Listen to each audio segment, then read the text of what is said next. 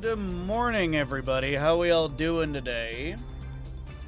Is this the right mic? I think this is the right mic. Okay. Yesterday, Discord had changed my mic around. It says default.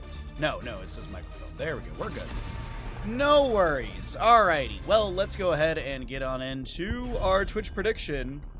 As we're going to be heading into Infernal Shrines for map number 1, we have got the RabidRaccoons on the left-hand side, and it's going to be Rip on the right, as we take a look at Infernal Shrines. The map draft bands is going to be...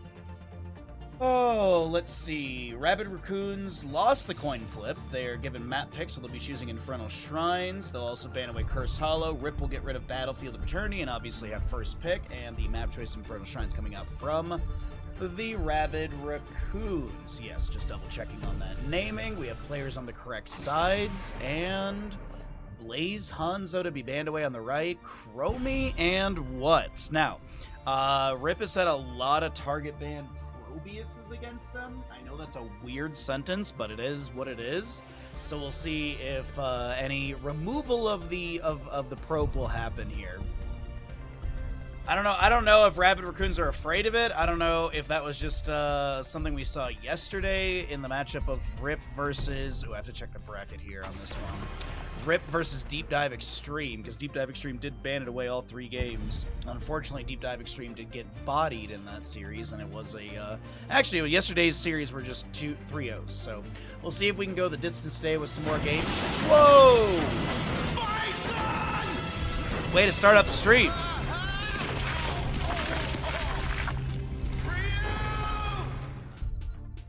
No message. Loot Detector, thank you for the tier 1 for 11 months, nearly a year of support. First pick Junkrat, as there was a Sylvanas ban, by the way. Also, really quickly, Nika, congratulations on the first start. Congratulations on the last. What's up, Quid? Good to see you. Rommel, hello as well. Lurkers, what's up, friends? If I missed you in chat, I hope I didn't. Congratulations on those watch streaks, and thank you again, Loot Detector, for the tier 1 resub. As Junkrat will be that first pick for Infernal Shrines. Really good poke around the objective phasing, good control. I do like the Hogger quite a bit here. Hogger bounce around the objective area is really, really strong. I think he can effectively get more than half of the objective phasing during, I don't know, like a good 30 to 45 second bounce cycle. So we'll see what happens with that, as we also have a Brightwing coming through. Polymorph CC potential, phase shift for big burst healing. Oh, we'll see what the Brightwing goes into. I like Dream Shot quite a bit, but we've been seeing a lot of Brightwings go into Hyper Shift level 1 with Magic Spit and Critical Miss, and there's a lot of really good synergies with those. We've also seen some like Dream Shot or Unstable Anomaly at level 4, and then you see Peekaboo at level 7 for that extra shielding and extra sustainability in the team fight. Also the AoE reveal. Junkrat, Rhaegar, Johanna is a pretty simple, straightforward start. Lafasia, congratulations on a watch streak. Okay. Racing and Baja, is there F1 today, I assume? Unless you're a NASCAR fan. Tracer to be removed? Okay. I didn't expect the Tracer, but I mean, it's just a safe ban up against Dino. I think it's realistically just gonna be Dino Junkrat, but they get rid of it. They don't want to deal with it. It's out of the question. Ban-wise on the right-hand side, could be a tank ban. Unless they want to ban Orphea and get rid of that from Disciple. Oh, they get rid of Zeratul. Okay. Zeratul be removed. That does open up the opportunity for Orphea, and I do think Disciple's Orphea is really, really strong. So, I think Infernal Shrines is a really good map for Orphea. Her Shrine Clear is really good with Chomp, and Mind Devourer poke as well. Shadow Wilt's mobility is pretty decent up against Rhaegar, Junkrat, Johanna as well. So we'll see if that is going to be coming to fruition, but we still need that main tank. Oh, Murden's not bad. They're going to go Diablo for a hard engage. There's the Orphea that I was hoping to see as well. Okay. I do like the way they did this draft, though. So you have your Hogger, Brightwing, Orphea, Diablo, and this last pick you can flex. You could go into a Bruiser if you wanted to pick up something for a little bit more CC, like Imperious. You could go Thrall, who brawls. You could go into just a sustained damage dealer, like Raynor, Lunara. There's that Probius that had been target banned yesterday. So wherever I forget the name of the viewer. It was something Owl. It was like Tiny Owl, maybe? Little Owl? Wherever that person from yesterday is. There's your Probius today. And they will go into a global with the sustained damage of Falstad. I really like both of these drafts. The Probius is always kind of but it's apparently Rip makes it work. So let's go ahead and dive on into map number 1 of our first of 3 best of 3s.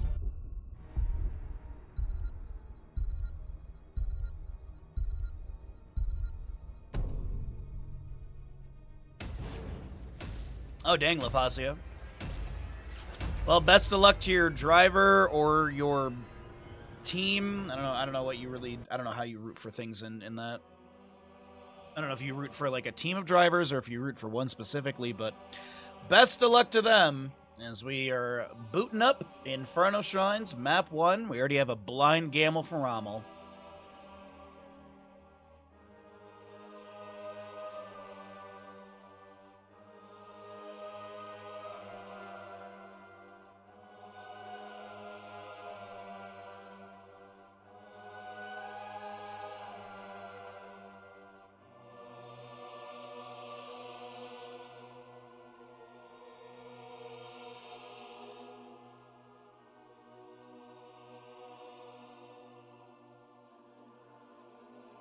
I just realized that you can send messages with your watch streaks. So that's even more so we need watch streak alerts. Even more so now we need them. Oh, we got odds. There we go. Thank you, everybody.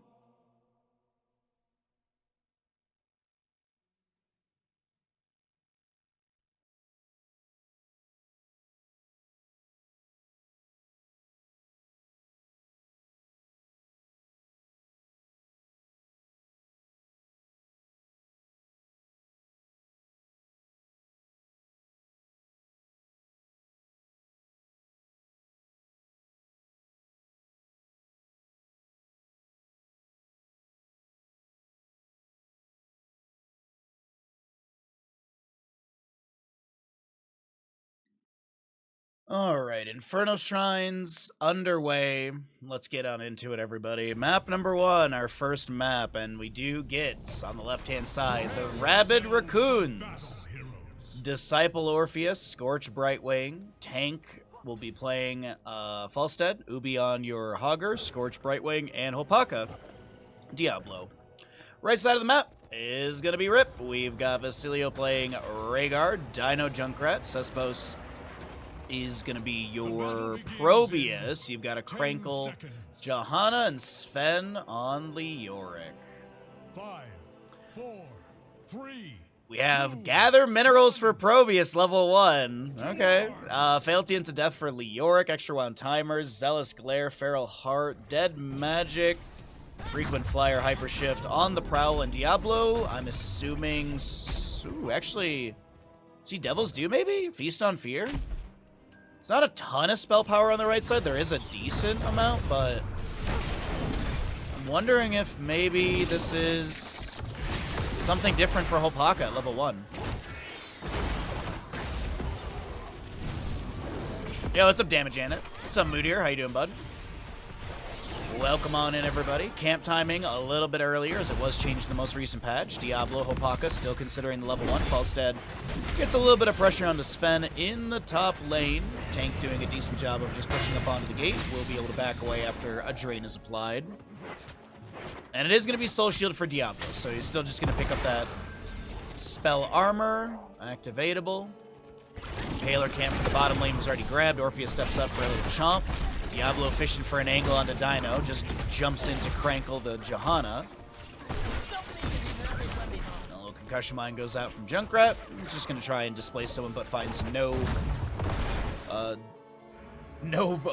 displacement pressure. Sorry, I was looking at the mini-map and I was looking at health bars. The York's so very low. Able to get that Wraith Walk out. Falstad barrel rolling in to try and get a little bit more damage. As a Fire Stun from Diablo comes through. Just trying to anchor his Disciple as most of the clear for the team with those chomps onto the wave. And we just get back into the bottom lane. Diablo looking for those angles. Doesn't get the wall bang onto Junkrat. Hogger in the rotation to throw loot hordes for potential terrain collision is actually really interesting. The false in the solo lane is probably got to be a little difficult for Leoric. I've talked about this before. It's not like a guarantee, but range into melee can be difficult for the melee, and Leoric does have some really hefty damage coming through. Level 4 hammer gains from Falstead was picked up, so he does have a little more sustainability off that auto attack damage, which he is increasing, so good synergy with that. I assume it's secret weapon, but also boomerang is a great way of still clearing out waves a little bit faster, and also minus 15 spell armor is nice for the Orphea. Left camp and right camps will be grabbed a little bit faster on the right side for Rip. And our first Punisher, Mortar in the bottom lane, will be coming through in just a moment. Junkrat steps up. Concussion Mine thrown down, but Disciple wiggles around, only taking grenade damage.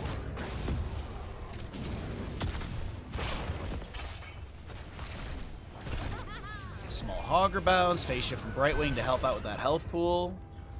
And Diablo grabs experience for the bottom lane. Gather minerals for the Proby is currently at 30 stacks, and Disciple Orphea trying to find a way away from Sven. Shadow Charge puts pressure onto Leoric, and the Bone King goes down from a Shadow Waltz. First blood picked up by the RabidRaccoons. Augur bouncing into objective area. Nice cleanse from Rhaegar as the staggering blow into Dino was just connecting. Leoric is going to respawn around the objective area. Augur trying to get a lot of these skeletal defenders, but it's looking like this first objective is looking really good to the side of Rip. Probius will be taken down in the top lane by Brightwing. Seems like there was a rotation onto them. As there is a Brightwing, Diablo, and Falstead chilling in the top lane. Concussion Mine onto Ubi. The Hogger tries to back away. Great staggering blow. Falstead barrel rolls in. Secret weapon was that level 7 pickup. 8 more skeletal defenders needed as Orphea now tries to back away. That's that backbiter level 4. 250 HP as Rhaegar was going to be CC'd and pushed around. But I think Junkrat should have the poke into this and should be able to confirm first objective for their team. Indeed. Augur goes to get this left side camp really quickly. Diablo set up for the anchor. So he'll be able to grab that. Punisher obviously does not jump over structure walls anymore, so it's going to land into the gate. And Orpheus starts working on this. Condemned from Johannesson's exposed Concussion Mine over the wall. Disciple trying to get a few auto attacks in here and there. Rhaegar lunges in. Diablo stepping up as well. Hogger and a flank. The Punisher getting a little bit low. I believe it just had another bounce or a jump. Falstead needs to barrel roll over their wall to get to safety as Probius Leoric has done some decent siege in top lane. But in the bottom, there's going to be this Impaler camp that is being contested. Crankle split from their team. And I think Crankle is slowly going to be chased by Brightwing and taken down. I don't know.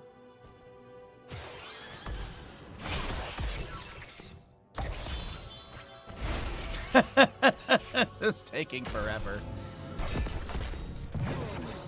Oh, Crankle goes down after a good 20-second chase. And 3-0 in kills, 10 talent here on the left-hand side for RabidRaccoons. It will be your Eternal Feast, Blink Heal, Shockwave, Gust, and Lightning Breath. Johanna just respawning. Rhaegar with 50% mana might need to reset before the next objective, which is probably still a minute away from being contestable or even actually announced. Pressure onto Leoric. Phase shift comes through from Brightwing. The Eternal Feast activated. Does not get any hits, so instantly cancels, and the gate gets opened up a little bit. Falstead still doing work in top lane. Looks like there's a pylon in the bush that he's not taking care of, but I do hear that flight sound. A 10-foot flight to try and take down Probius. Almost gets the kill. The Gust up against the wall as Brightwing. Oh, good try. Unfortunate moment. Spray. What a spray.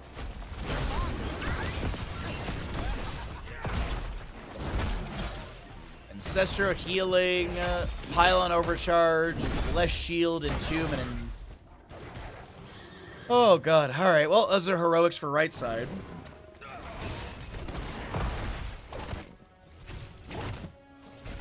So Gather Minerals almost finished up for Probius. Orphea working her way through mid lane wave. The enemy team's going to show, but she's already kind of hugging the high side to be able to float away. And Diablo and Hogger, I think we're checking this right side camp. And they'll chill in the bush for the time being.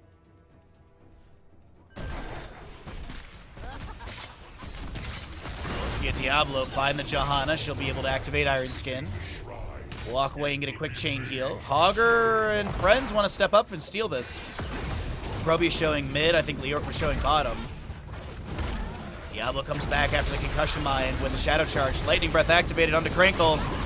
Eternal Feast there as well.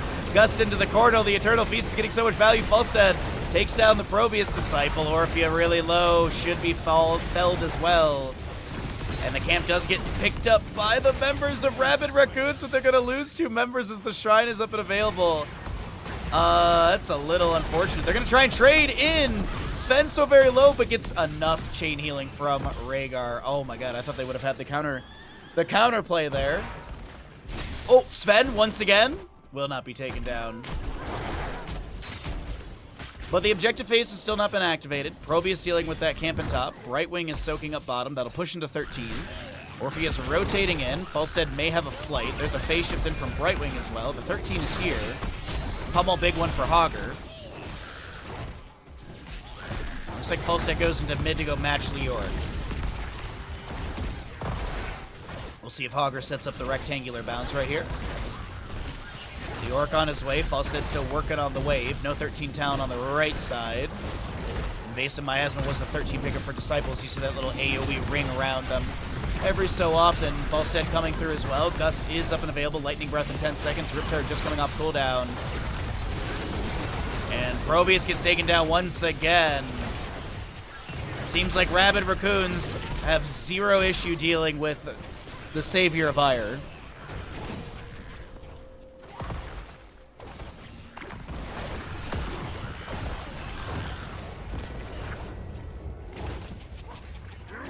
Second Punisher of the game coming into top lane as the phase shift from Brightwing will be there. Leorc with a short distance Wraith Walk to try and back away. Diablo using Shadow Charge to close the distance. Overpower will be the follow-up. Into that, the body blocks may be coming through. The drain is applied. Falstead wants the kill. But no confirmation of that. Meanwhile, in the top lane, Johanna will be taken down by the Orphea with the help of the Punisher, I assume. Diablo tries to get a Shadow Charge on the Junkrat, but the Concussion Mine allows Junkrat to roll or fly away. Eternal Feast gets one hit on Sven. A little bit of structure damage. Punisher will confirm the fourth. Congratulations on your watch streak. Man, look at all these amazing watch streaks in chat today. You love to see it. Diablo Brightwing trying to back away the Riptire from Junkrat. Gets Polymorph. They won't be able to clear it in time.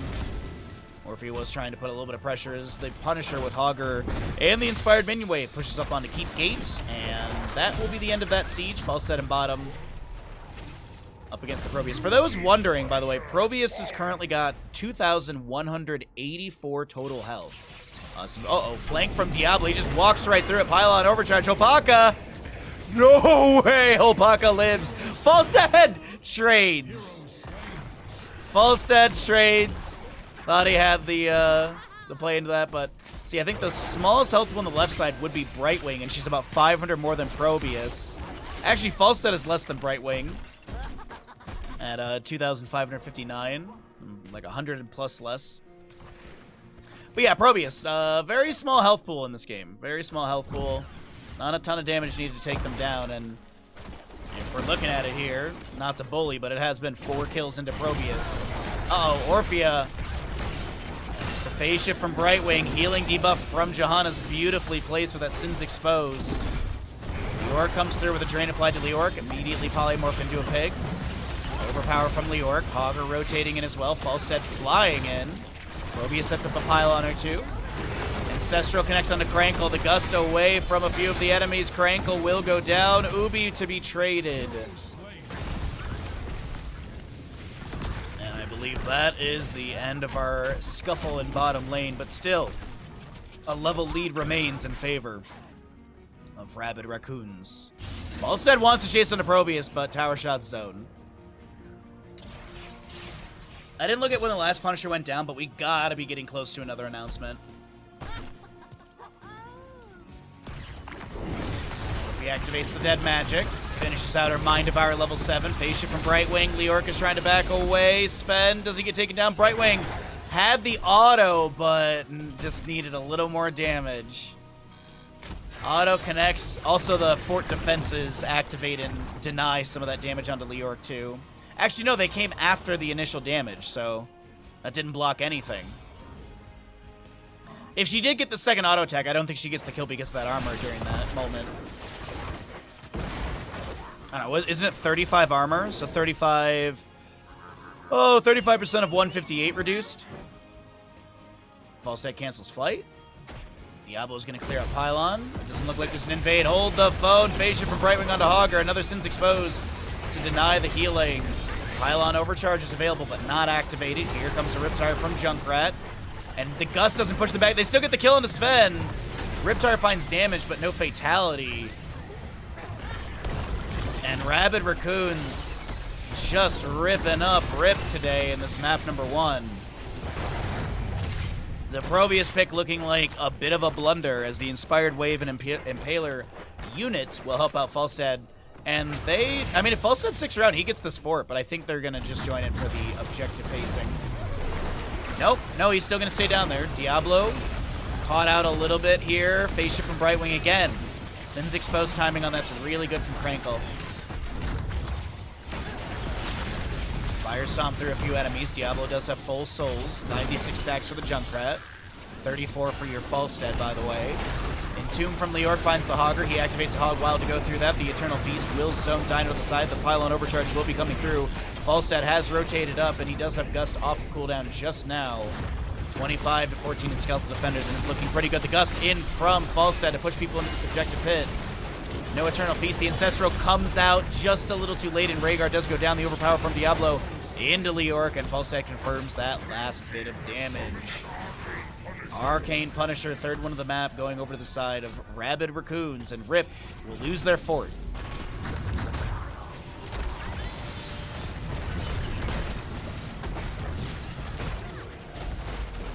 Orphea poking out a little bit. Falstad pushing up bottom. Hogger doing the same thing in top. 20 talent here will be achieved in just a moment.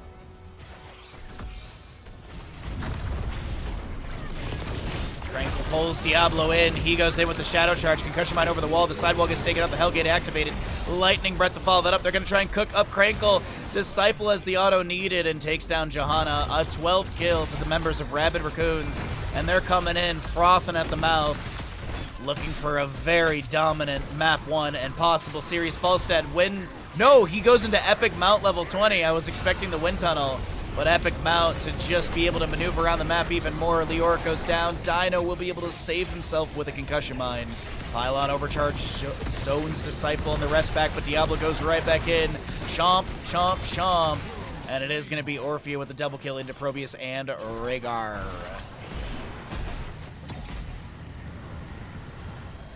Junkrat, the last defender. Hogger's got a wave pushed up on the fort. Falstad with a tiny bit of little flight. Dino is going to be taken down, and we're heading all the way to Finland.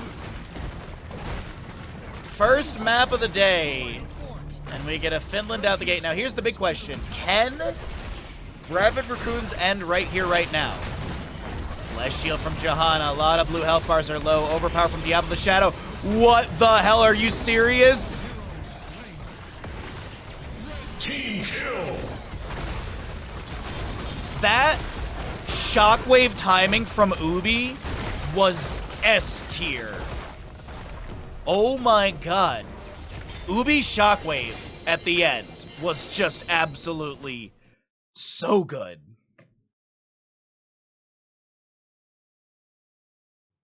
Well, that's a map 1 right there. I'll tell you what.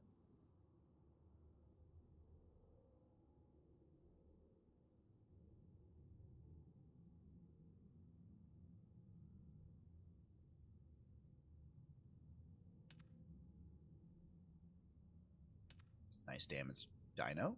Nice, nice, nice. Sky Temple. I really don't think I've ever seen a lobby getting going this quickly in Heroes of the Storm. Let me change my my white balance. Let's get this a little. Let's not look like we've been in the sun all day yesterday. There we go. That's a little bit better. That's a little more skin tony. But either way, let's get into it. Map number 2 of our best of 5 series, and well, I'm curious how it's all going to turn out. That's very curious how it's going to all end up being here. So we have first pick going over the side of RabidRaccoons. It looks like Rip wanted to go for first pick or map pick priority. Apologies. So they chose Sky Temples, something that they want to use on this map. But I don't think RabidRaccoons are going to be too upset about a first pick priority given to them. Sylvanas ETC will be banned away. Blaze and what? Will they get rid of the Chromie? Chromie's really good for this map, and I wouldn't be surprised if RabidRaccoons grab it as a first pick if it doesn't get banned here. I really do think a first pick Chromie's not bad, but Lucio's up as well. Lucio's really nice for this map. Dahaka's not too bad. I don't think... Well, do we have the Vikings player on these teams? I'm honestly not 100% sure if Ubi plays Vikings. Sven does play Vikings for sure. It's gonna be a first pick Hogger. Okay. I'm not, like, opposed to it. Ubi had an insanely good Hogger game in map number 1, but that Chromie factor is a little scary. Just the artillery or slowing sands. Probably slowing sands, at least with the current setup, obviously, with Hogger, since he can just spit out of Temporal Loop. I like the Dahaka grab, good wave clear. They're going to go double global out the gate, which could be a little risky based off of cooldowns. I mean, Dahaka's 240 seconds. Now, granted, regeneration globes do give him cooldown reduction on his global, as I forgot to start a prediction for all of you. There you go. There we go. Do with the Hogger. For the next Rhaegar Orphea. Okay. I'm not saying it's Cho'Gall, but I mean they could Cho'Gall this. As much as I want it, I don't feel like it's gonna happen.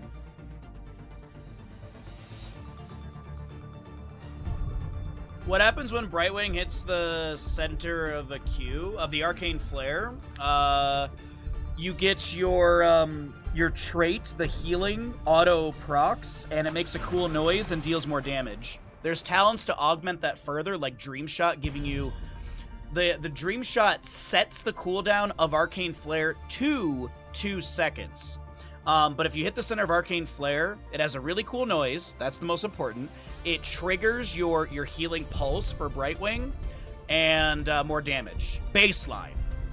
I don't believe there's a slow on it baseline or anything. But yeah, there you go, God Fenrir. I hope I answered your question. It's a bathroom. Diablo Tracer will be banned away. Alright,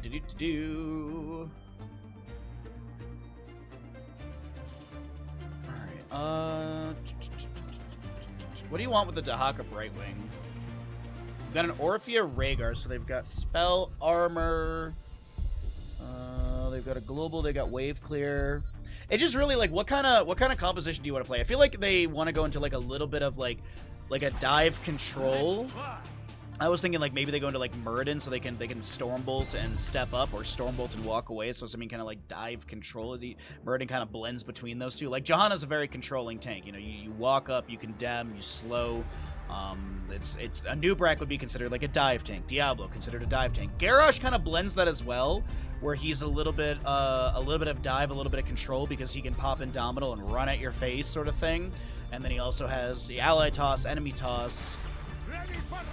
Muradin to be picked up. I like the Stormbolt CC potential. It is a triple global composition on the right side, which I'm a little hesitant about. There's a lot of global value, but there's still massive cooldowns. As I was mentioning, Dahaka has 240 seconds. You can get 40-second cooldown per regeneration gold gathered, but of course that's, you know, off the minion waves.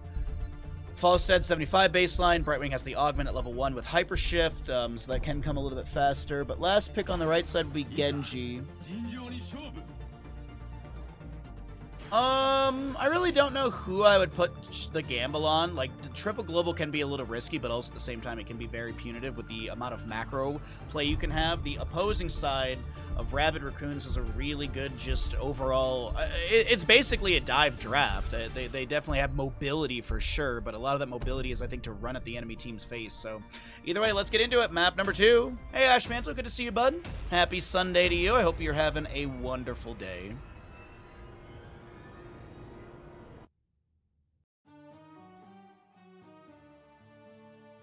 Good to see all of you today. Thanks for coming through. Happy Sunday. Good luck to your sports teams. Whether it be football, hand egg, racing, wrestling, whatever teams you're rooting for, good luck to them today. My team doesn't play today, so I'm just, you know, I'm rooting for everyone's team. What's up, Vane? Good to see you, bud. I do like both compositions. I really do. I definitely can see opportunities for both to win. I am a fan of Ubi's Hogger from the last game, as well as Disciple Orpheus, so I do lean that way.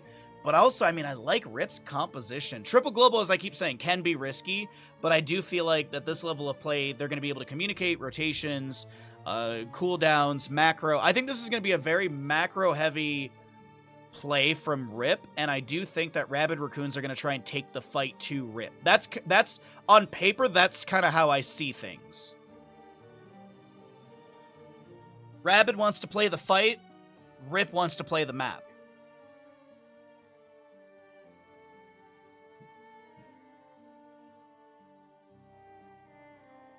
Oh, when we have some downtime, I won't talk about it during the game.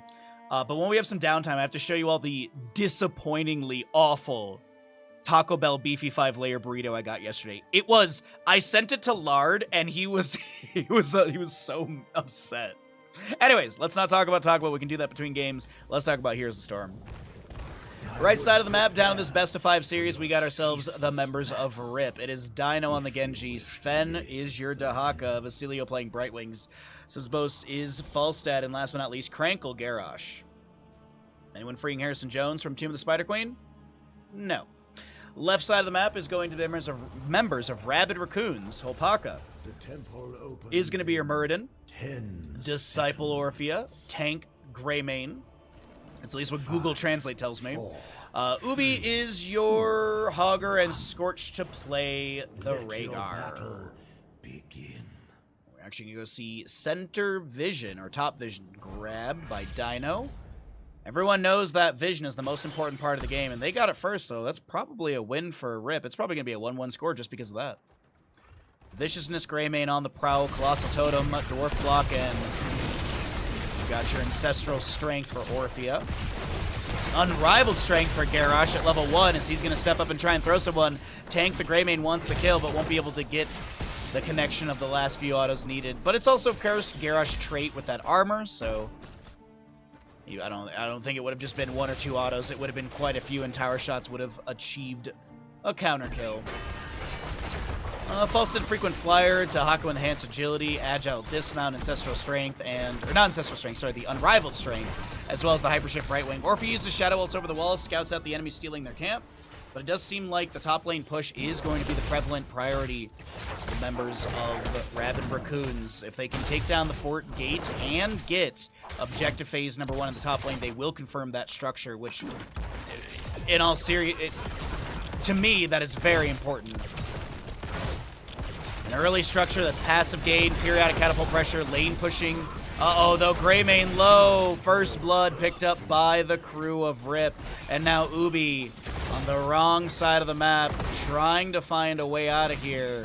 I don't foresee this Hogger making it out alive. Falstead did fly down to bottom lane as Orphea was pushing a wave up onto the fort gate. We'll get inspired, but we'll clear that away. I would free Harrison Jones, but I can't. I just can make green boxes. That's all I can do. Toss into Groundbreaker, big damage. Disciple goes down. I think we're seeing the 1-2 punch coming out from Rip in this map. Little bit of CC, single target, burst priority. Oh, we've got Hero Stalker level 4 for Dahaka. No Lurker Strain, no One Who Collects. I'm a big fan of Hero Stalker level 4. I'm a big fan of W build.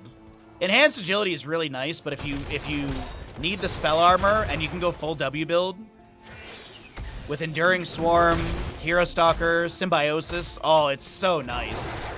They did cap Hero Stalker, but I still think you can get wonderful value off of this.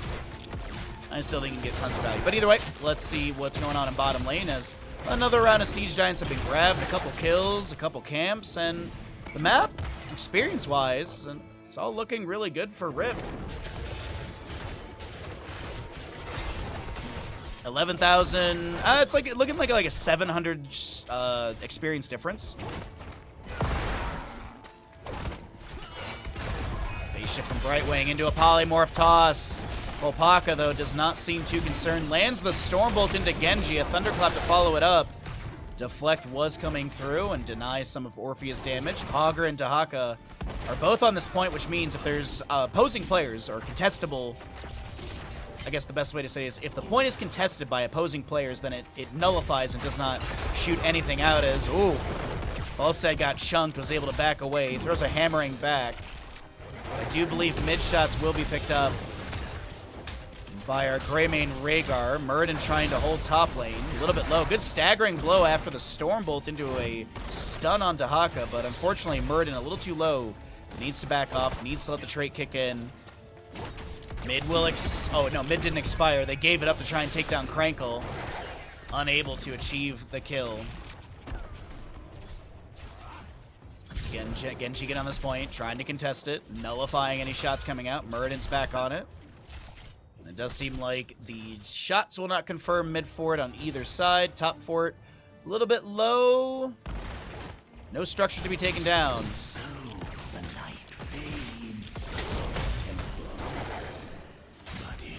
Stormbolt onto Garrosh as he was looking to try and harass. Indomitable will get activated as well, and that allows him to back off. A Ghanaian cocktail splashing through almost takes him down. But once again, Garrosh trait providing that armor, denying fatal damage.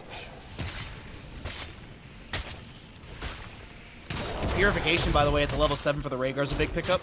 45-second cooldown on his Purge now. And he also gets a few other factors on top of that. If you remove slow, stun, root, or silence effect from an ally, you heal them for 310. And Dahaka, he popped his essence. He tapped a bush. Garrosh might have an ally toss. No! Krankle's like, sorry, bud, I can't. Using Purge on enemy hero deals up to 470 damage to shields and reduces healing for 40% by 2 seconds. And baseline, there is a slow on it, too. It's 80% for 1 second. Muradin gets thrown over the wall, but he's going to Dwarf Toss to safety. Yeah, 80% for 2 seconds. And also Brightwing, I think she was trying to steal this camp with the help of Dino and Sispos, but unfortunately, she will be taken down. We do miss that. Clashing camps in top lane will be cleared away. Actually, this camp is cleared away before the camps even clash. And with these 2 later game kills, 10 talent here is going to be picked up faster by the side of RabidRaccoons. Curse Bullet, Shockwave, Ancestor Healing, Eternal Feast, Avatar for the Muradin. And with this camp and the Inspired Wave, I assume this is top fort to be taken down. By the way, in bottom, there's a dive onto Orphea, and I do think she is very dead. Disciple popped his mastery at the tail end of that. So Tank and Rhaegar Scorch will Hearth out for full mana. I was wondering if they'd pivot into mid to try and take down the fort there while the enemy was busy with the bottom lane objective, but I don't think that's obviously the case. Extract for the Genji heroic. We have Warlord's Challenge, Blink, Heal, Isolation, and Gust. Little musical chairs with the bushes right there. And Genji shows in top lane, so Muradin, Greymane, Rhaegar, they're going to sprint at bottom. Dwarf's Toss over the wall, Cursed Bullet, Burrow, Groundbreaker, Essence activated. And Dahaka is able to meander his way out. But bottom shots will confirm the fort and... yeah, bottom and mid fort at the shot rate will confirm the double structure. RabidRaccoons with a very wobbly start to map number 2, but they're reeling it back in. Shadow Waltz hits Garrosh. Stormbolt to follow up for a little more CC. Dahaka activates his Dark Swarm. Looks for the drag, unable to pull anyone. We'll see if it's elongated tongue later on. And those last shots from bottom. One takes down the fort. The rest fire into the keep gate, weakening that. Murden Dwarf tosses into this camp. Orphea throws in. Greymane with the curse bullet. Indomitable from Garrosh. Greymane jumps back onto the point, gets the camp. Toss. Groundbreaker, I believe, onto Murden, who throws the Stormbolt into Garrosh. Warlord's challenge. Gust. X-Strike. Swift Strike takes down Greymane in isolation as confirmed. It's connection onto Disciple, but now Greymane. No, Rhaegar's trying to back away on the top side of our screen. Taken down by Falstad. And an invade on the camp has gone so south for RabidRaccoons. That is going to be an absolute mess of kills in favor of Rip. And oh, RabidRaccoons, they throw so much away.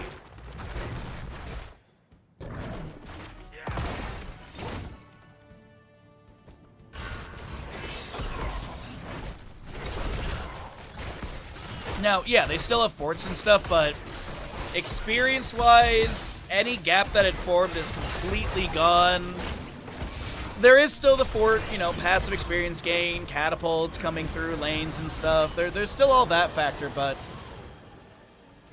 that's rough to lose that many in that moment. This camp will not be invaded. Okay. Enemy team is all respawned. They're in position. Siege Giants are grabbed. Greymane starts working on boss. The next objective phase will be top and bottom of the map. We'll hear the announcement for that one about now. So boss will not confirm fort. I would assume that they prioritize bottom lane objectives so they can start weakening this bottom lane. I mean, bottom has effectively 3 camps, boss plus double Siege Giants, that you can feed in through it, and I do feel like bottom is a often win condition on this map. It does seem like the anchoring or the bush setup is going to lead me, yeah. And right now, Rip, they're the ones who, the ball's in their court, as they would say. It's they can't just trade objective phasings. They will be losing out, but it seems like that will be the case here. It is going to be a trade on objective phasings. Hogger does head to top, but I think he's going to grab this Bruiser camp. Greymane chilling in bottom. Orphea looking to push things up a little bit.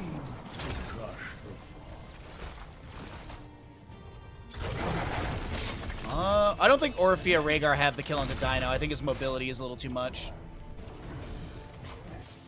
I also don't think bottom objective will confirm the keep, but I mean, weakening it is good.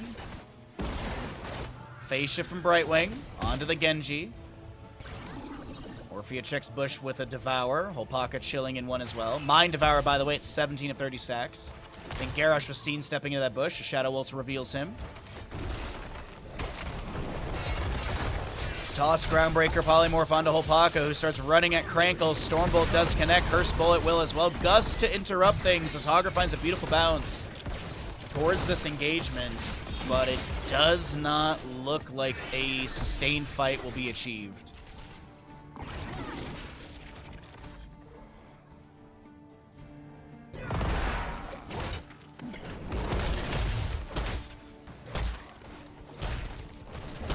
Hogger starts clearing out top lane wave. We've got Greymane on camp over here as well for top. Murden! Uh-oh. I think he's dead. The Eternal Feast may create a little bit of space. Avatar does get forced out. Extract from Genji. Self-cast Ancestral. As Dino tried to get a kill. A few heroics burnt there from both sides.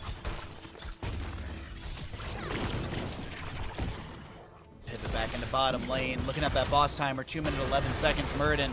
Dwarf tossing into the bush. 16 talents here on both sides. Lord of his pack, by the way, for Greymane. We've been seeing more and more of that in some of these tournaments as Garrosh tries to wiggle his way with the Indomitable activated. A little bit of Pixie Dust from Brightwing for the movement speed activation. And Siege Giant will be bit on the butt by Rhaegar's lunge. Next objective phase should be here soon. Singular in the center of the map. Shockwave from Hogger, looking for the Hog Wild. Sven activates some Essence. Hogger gets a really good bounce, but he has no fort to retreat to, and he's definitely dead. I feel like some of RabidRaccoons players were getting a mid lane wave. I really do. Oh, wait, toss onto Dahaka from the ally Garrosh. The Eternal Feast from Orphea does get activated. The Warlord Challenge will come through. Falstad barrel rolls in. Gust available if you want to try and push people around, but that's an unfortunate, that's a yikes spikes moment for For RabidRaccoons, I really do feel like they were getting a mid-wave when they could have been rotating faster to Hogger. And just like that, the map is going to be equalized. Keeps to keep. Mid shots will go to mid keep gate, and that'll take that down and get maybe a good chunk out of the mid keep. Probably down to 75% overall.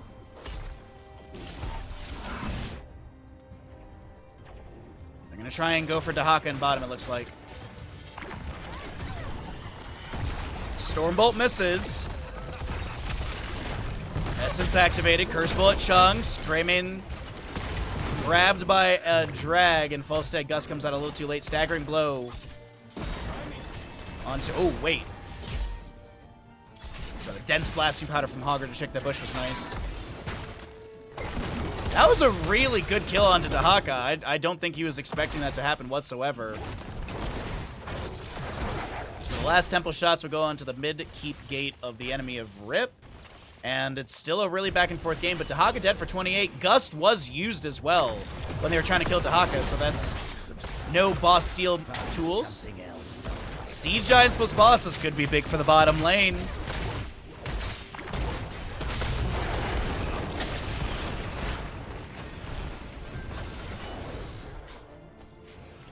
Oh, once again, that's a beautiful Stormbolt, Curse Bullet, Brightwing, Soothing Mist, Polymorph, Hogger, do you have a Staggering Blow?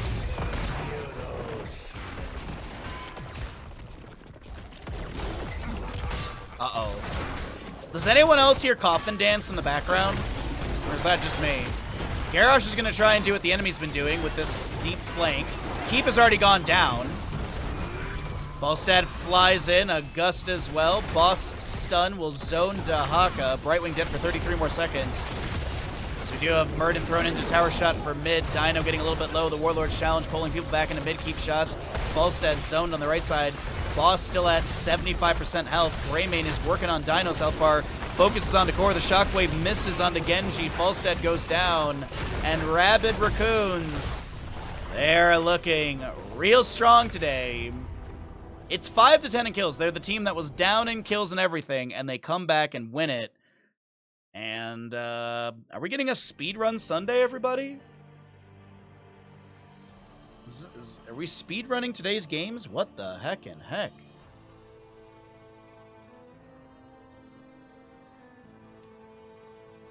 GG's.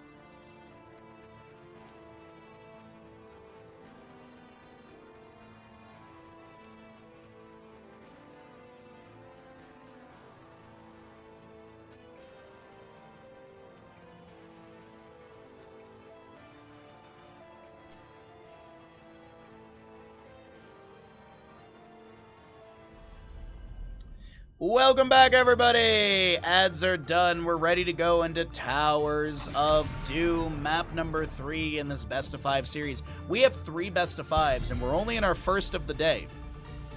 So it's going to be first pick priority going over the side of RabidRaccoons, and Rip chose map. Rip chose what map they wanted to go to, as we have our Twitch prediction ready to go. Oh man, balls. I don't want to go down this path because I'll just be mad the entire stream. But anyways, yeah, no, that sucks, balls. I'm sorry about that. Orphea will get target banned. They will ban out the Orphea, so they're like, okay, we're tired of Disciples, really good Orphea. So Blaze Orphea to be removed. Chromie Vikings will be banned away. First pick Dahaka on the left side. Hogger is up and available, but it looks like Ubi wants to go for the Dahaka on this map. I mean, Ubi in the solo lane has just been Pacha. I mean, and Ubi's Dahaka is really on point too. So glad to see glad we get a showcase of that as well. First pick ETC with the Malfurion as well. The assumption is going to be a Tracer, because oftentimes Malfurion and Tracer are paired together. It would be semi-comical if they stole the Tracer, but I don't think they're going to.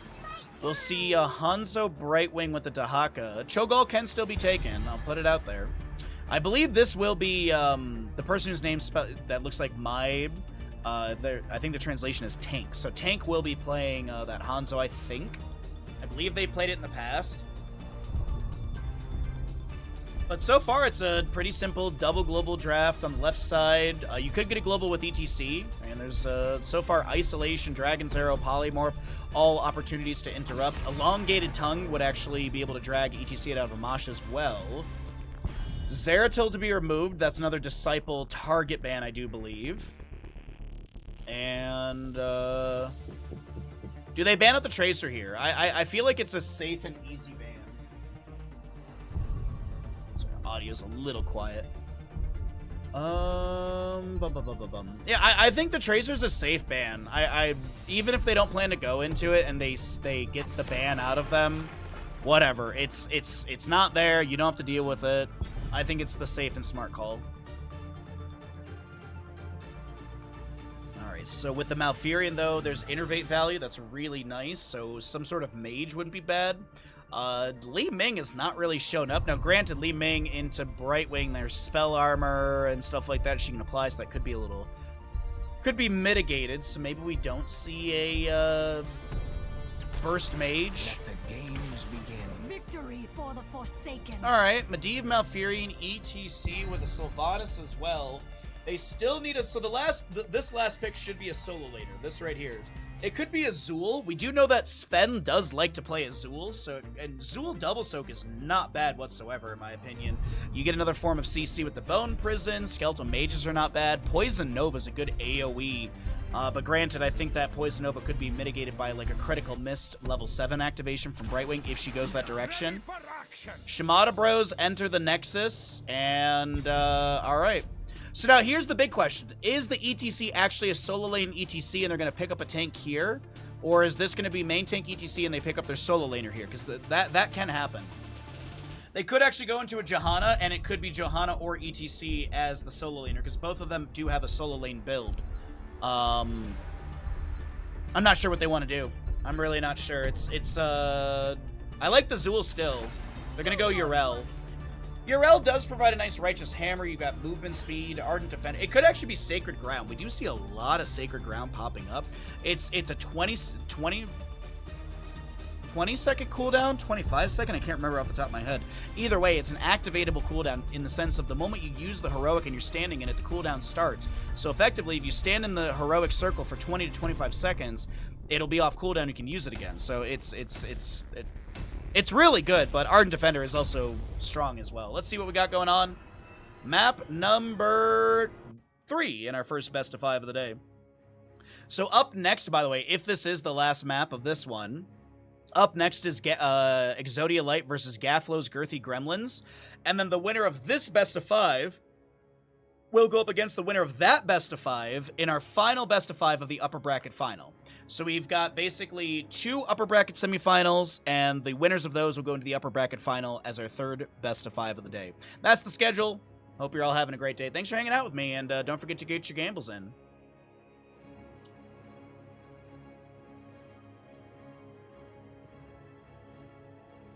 Hey, we got odds. I'm happy that we have odds. As long as we have no points that go to the void, that's the important thing.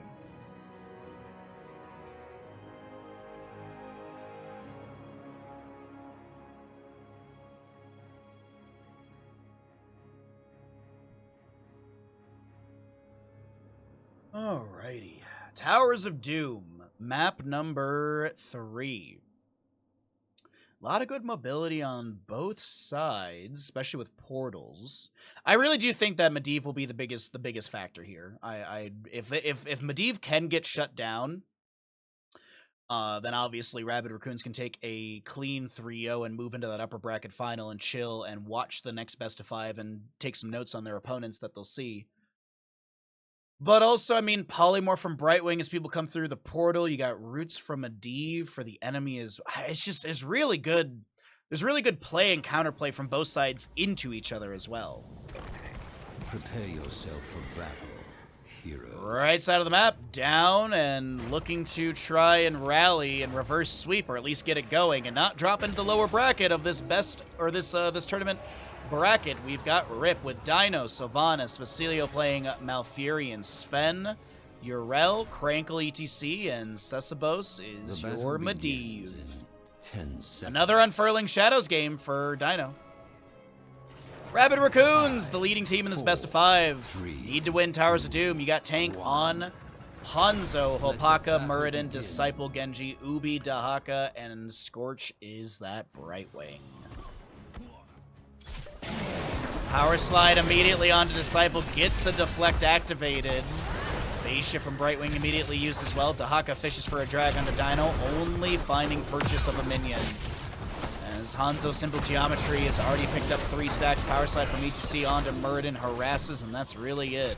Enhanced Agility, Agile Dismount, Hyper Shift, and Dwarf Block level 1. Unfurling Shadows, Portal Mastery, Light of Karabor, Guitar Hero, and Emerald Dreams. I still think Emerald Dreams needs to get baked. Wherever you are, Saint Dev, Emerald Dreams needs to get baked into Malfurion. Make him have to innervate allied heroes X amount of times, and then it unlocks. And that way it basically becomes a timed thing.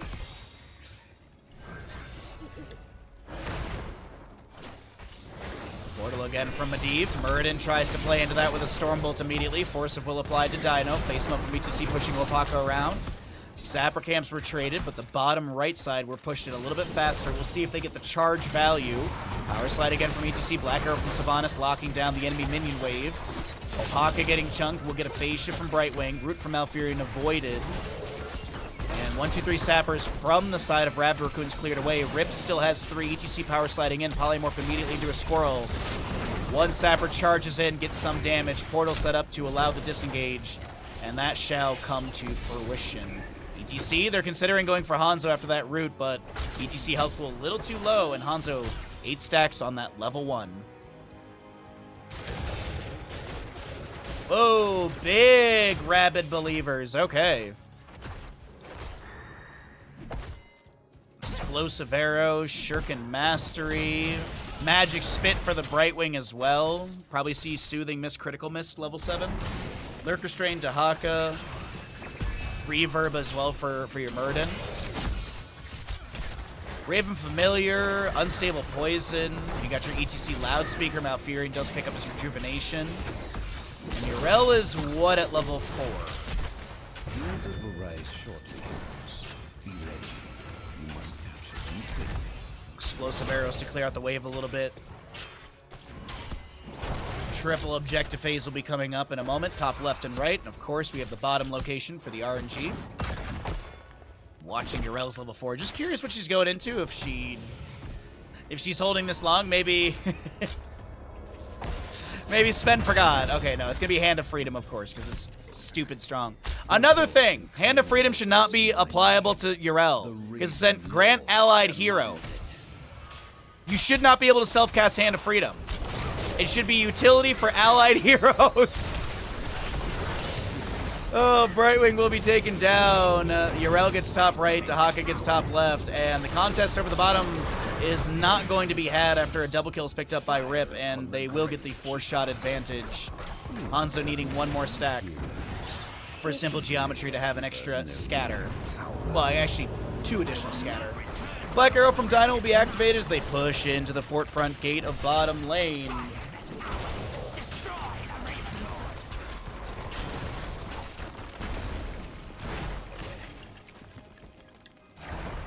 Alrighty, so Urel, Divine Steed. We actually see Lost Soul for Sylvanas as well, so full Shadow Dagger build. You could go Festering Wounds for the Instamark, but Lost Soul cooldown reduction, damage increase as well is really nice.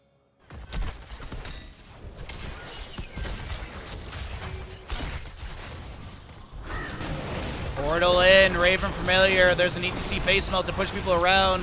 Opaka has to jump off the point. Dahaka's here to try and get this cam.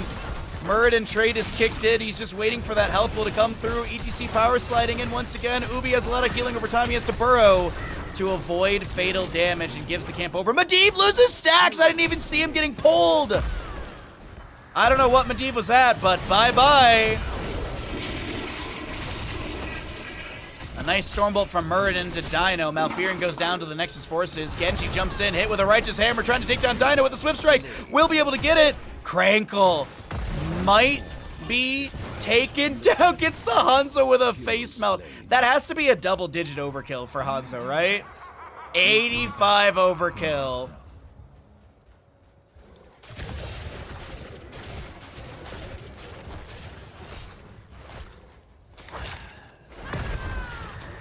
Moody, are you chat cursed that Medivh right there. I literally looked over at your message and then Medivh dies. Scorch is going for the channel. Will back away, afraid of the triple enemy jumping through the portal as Murden has scouted. Portal expires. Hanzo is a Stormbow channeled. ETC possibly zoned by Murden. Arcane Rift gets one delay and first stack for Medivh. Yrel still soaking. Dahaka to do the same. 10 talents here on the left side. Dragon's Arrow, Isolation, X-Strike, Blink, Heal, and Avatar. Mind Control, Leyline Seal, Mosh Pit, Yrel, Ardent Defender, and Tranquility Malfurion. Mind Control goes out, finds no one's. Dragon's Arrow lands onto ETC. Disciple gets a phase shift from the Brightwing just in time. And it's full 5v5 as a Polymorph lands on ETC. Leyline Seal denies any drag potential. I think there was an Isolation thrown out by Dahaka. It's actually put on a 10-second cooldown. Scorch trying to go for the channel. Interrupted again. Genji backs away for a moment to clear out the wave on the fort.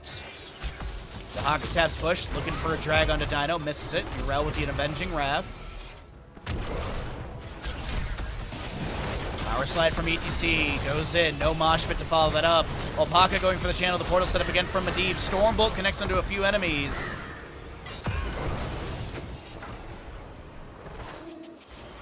No pressure in the lanes. A phase shift from Brightwing to help out some health pools. Disciple taps well.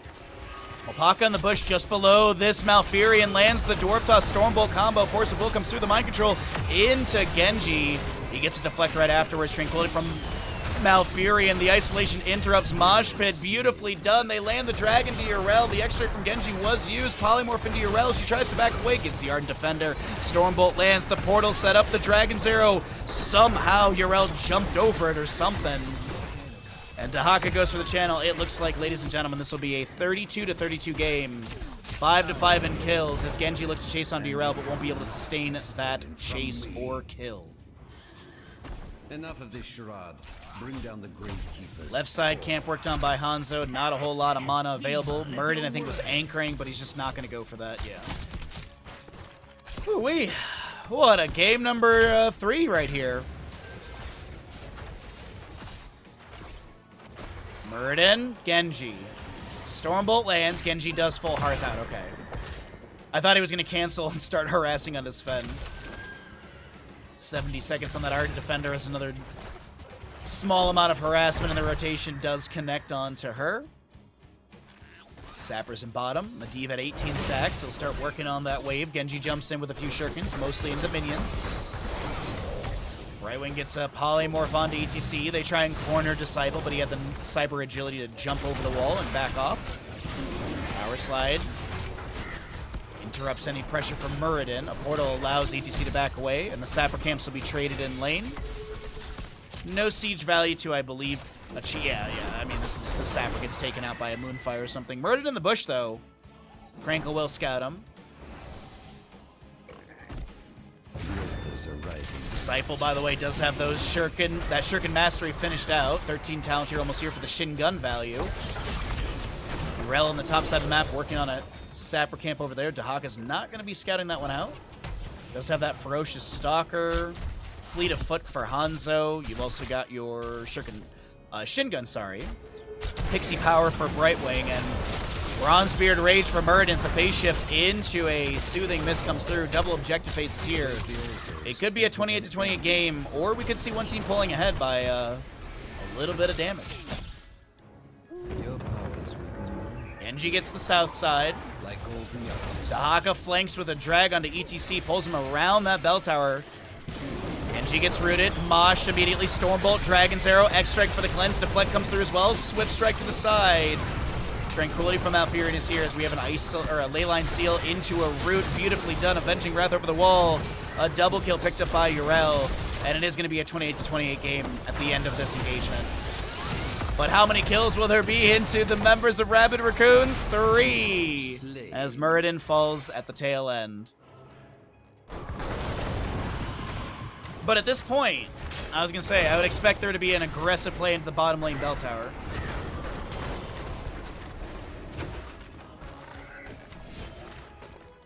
Red team has destroyed a fort.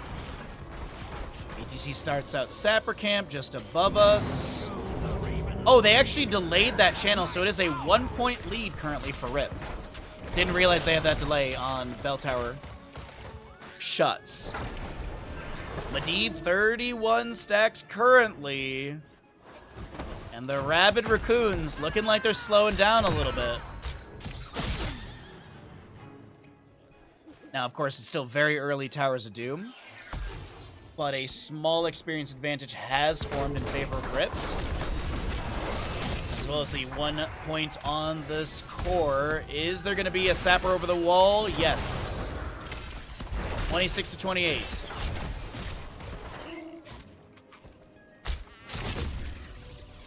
Mm, 16 talents here will be big for Hanzo. Is it going to be Giant Slayer maybe for bigger damage onto ETC and Yrel? Or Piercing for just more poke potential? Yrel is just harassing this Genji as he disengages. Muradin floating around. Speaking of floating, Medivh just above. Black Arrow from Sylvanas tries to weaken Fort Gate. Actually, are we keeps yet? We're almost keeps. Mind Control goes fishing, finds the Genji. He's deleted. Dragon's Arrow comes out right after. That does not... Yeah. Temporal Flux, Templar's Verdict, Imposing Presence. You've got Yezra's Gift, and that is going to be Evasive Fire for your Sylvanas as Dahaka was about to drag, but gets pushed back by a Face Melt. 20 seconds on Genji. No boss to be grabbed, just waves being pushed up in respective lanes. Though, Leyline Seal from Medivh goes out, finds the Muradin. Avenging Wrath comes out a little too early. The Root from Alfurion, the Avatar is there. Hanzo gets taken down. Moshpit. Sometimes you just gotta give them a solo dance, and Rip takes apart the enemy. 5 shots go in. They want to make it 11 in total as they work on top lane bell tower. Yrel sprints over to the right-hand side. They could realistically get this and then go boss and then do other things on the map. The Raven Lord will fall before me. Red team. Oh, Yrel channeled it just a little too early, so it was only 10 shots. Yrel channeled it just a little too fast. Unfortunate.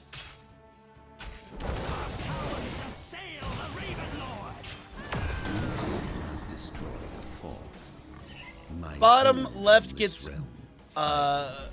goes back over to the control of RabidRaccoons, but they're down by 12 core HP.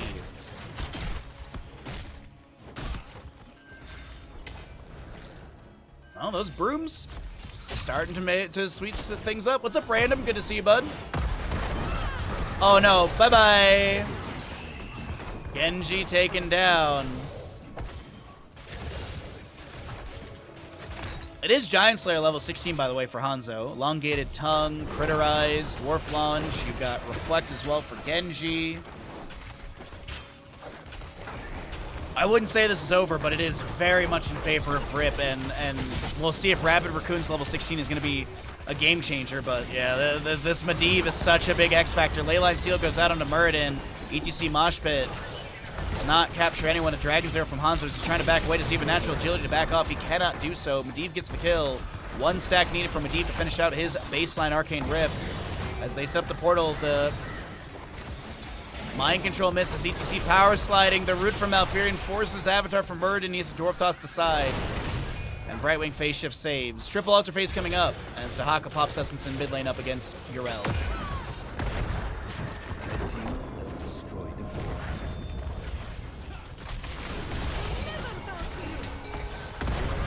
Righteous Hammer.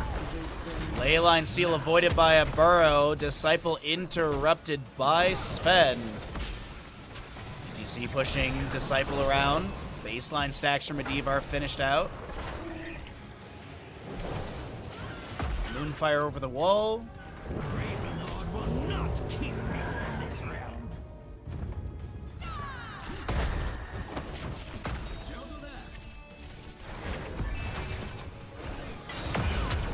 set up by Medivh. 10 shots remain. Sylvanas gets top right. 4 HP remains. Boss or this objective is GG in favor of Rip, and we continue this series. Power Slide from ETC will connect onto Holpaka and will be taken down. Disciple on the right side tries to deflect, but they will also fall as well. A tiny portal set up by Medivh. Ubi dies to damage over time on the right side, and this is done and dusted. Ladies and gentlemen, we're going to be heading into a map number 4. 2-1 score at the end of this one, as Tank and Scorch save their KDAs, and that is GG's. No quick 3-0s yet today. How late was Medivh drafted, by the way? Let's see. So first pick for this game went over to RabidRaccoons. So if memory serves correct, when I see the thing here, I can let you know. I believe it was ETC Malfurion, then Sylvanas Medivh, then last pick Urel. Because I was talking about because I remember they had 1 pick left, and I was talking about Azul. So the Medivh got picked up after the mid-ban phase. So yeah. And then after the first draft, the first 3 picks from RabidRaccoons was the Dahaka Hanzo Brightwing. And then they did, like, they first picked the Dahaka, then they did Hanzo Brightwing, and then after the mid-ban phase, they did Genji Muradin. Welcome back, everybody, into the Eternal Conflict Season 1. We're in our first best of 5 of the day here in the semifinal, or upper bracket semifinal? Absolutely. Upper bracket semifinal. We've got RabidRaccoons on the left side, Rip on the right. Rip just took a map off the RabidRaccoons on Towers of Doom. And let's see. First pick went over to RabidRaccoons, so Rip will be having the map choice. The remaining maps available are Alterac and Tomb of the Spider Queen, by the way. So wherever Forget What May Be, there's a possibility for a Alterac Pass map coming up a little bit later today. That's probably going to sound a lot better as well for me, as my microphone's more in front of my mouth. Dragonshire. They are now really considering what bands they want to go into. Let's see. ETC. Crankle ETC is going to be removed. Okay. Yeah. I mean, the ETC was so punitive. The Medivh was honestly the biggest factor. Yo, what's up, Clock? What's up, Iskar? Good to see you as well. Hopefully the tournament yesterday went well. Thank you again for all of your hard work in the background, Iskar, and I hope your day 2 goes well. I'm probably gonna raid over to Zombie Grub again today just to support the tournament. I know it's not. I'm not doing StarCraft, but support a good tournament, support a good content creator. Well, creators actually. There's a lot of great people there. Alrighty, Orphea will be your first ban on the right side. So another target ban to Disciple. We got ETC being removed. That's a target ban to Crankle. Junkrat will be taken out as well. Now this is the... Rexar Misha's not like a limited character in the sense you can't play them on every map, but this is the map where we do see a lot of Rexar Misha. Dragonshire, Braxis Holdouts, Tomb of the Spider Queen. Those are kind of a few of the maps where I see Rexar Misha played a lot. I feel like Volskaya Foundry as well. I see her here and there for a little bit of anchoring and tanking. But first pick Sylvanas. Okay, so they got Sylvanas last game. They're like, okay, we're gonna grab it this time, and we want that push potential. We want that mobility. We want that high rate of damage as well. Oh, thank you so much, Iskar. I appreciate that, bud. Thank you, thank you. I always like doing RTS stuff, but it's just, I'm so ingrained into Heroes of Storm, it's hard to, jump, to a different avenue. I know people like it in our community, too. It's also like finding StarCraft stuff to cast. So, I'll have to try and look and find some more stuff as well. Were you on vacation last week? I remember. Yes. I was on vacation from the 6th of October to the 14th. I landed at, like 2 p.m. on the 14th. I went to Costco, I got Costco stuff, I picked up Bandit, and then I came home, washed laundry, went to bed, and started streaming Wednesday. I love what I do, though. I love what I do. Like, there was a little bit of me was like, ooh, I kind of wish I had an extra day off to, like, putts and do chores and wash stuff, but nah. Wednesday was a super fun day. Yeah, it's been a really good October. Anyways, we have. I'll talk about stream schedule stuff in between games because we do have the draft unfolding in front of our eyes. It's a first pick Chen Rhaegar over here, which is a little surprising. I mean, Chen is good. It's kind of one of those pocket picks for some people. I don't feel like you see him in every game, but it's like, okay, we need that niche sort of panda. But with Dragon Show, it's probably going to be a Wandering Keg game. Oh! RabidRaccoons smell something in the water, and they're going to get rid of an Abathur. Okay, alright. Something RabidRaccoons sniff out, and they're like, nah, we're not dealing with that Abathur. Diablo will be banned away. Last time Rip banned Diablo, they played the Garrosh. So I don't know if the Crankle doesn't like to go up against Diablo as a Garrosh, which is considered a counter. This is looking like a pretty divey composition. Johanna, I wouldn't say is like a dive hero, but she definitely, I mean, Pop Irons can run at the enemy team's face. Falling Sword can be a dive tool as well. But this is very, Flying Kick, Lunge in from Rhaegar, Greymane with Dark Flight. So I think this is a pretty good divey comp from Rip. And I think they need to play aggressive as well. Sylvanas, Hogger, Brightwing. They too can dive. They can also back away pretty effectively. Tyrael will be picked up with a Dahaka for I don't know what. So is Dahaka in the 4-man for CC? Honestly, I would have liked to see an Imperious over the Dahaka in a 4-man. Just because I feel like Celestial, like stab build is so nice in a 4-man. Even if you're just getting singular stabs, that's amazing.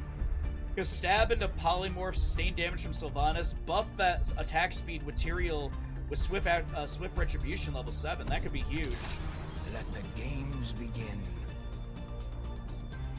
It's another fucking Medivh, everybody.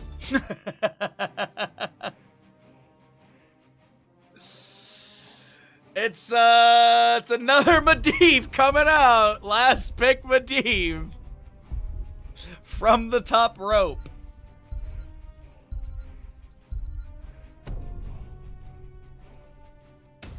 Yeah, you can definitely use Falling Sword as a dive tool. Johanna's another one of those tanks that kind of blend between a couple different styles. But I would say her core style is more of a control.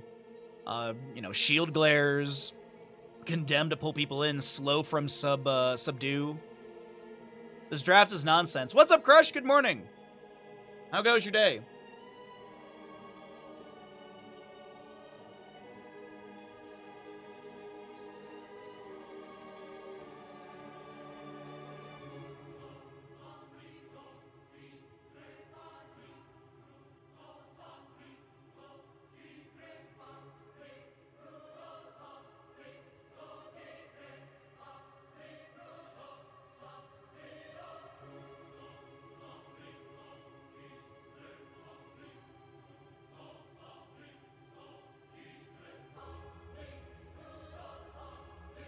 Disciple likes a 4-man Hogger, I think. Oh, okay. Thank you for the insight. I appreciate that, Moonlight.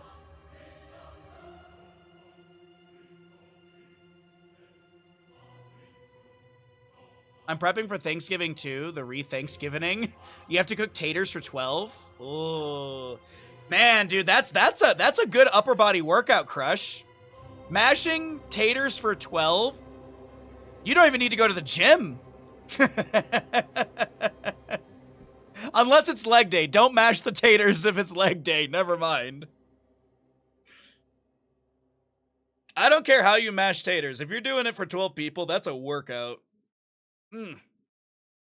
I forgot Canada Thanksgiving was right now, isn't it? Or did it already happen? Or is it coming up? I can't remember.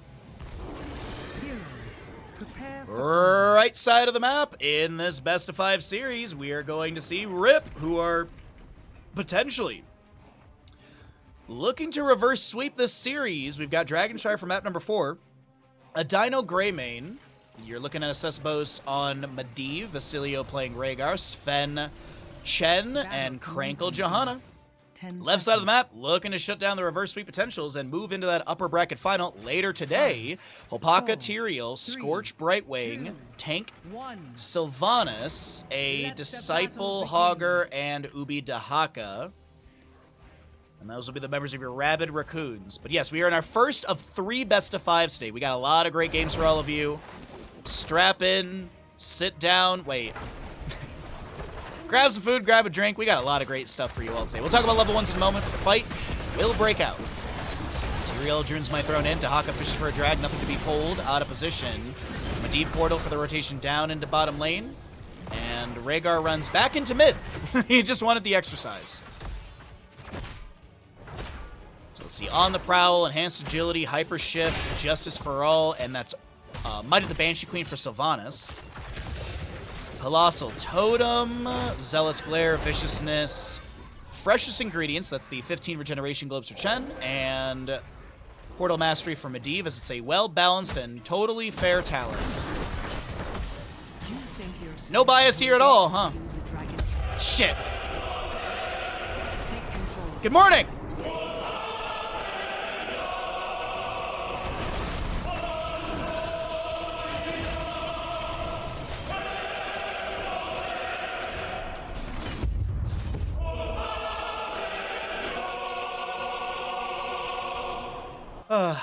Boo.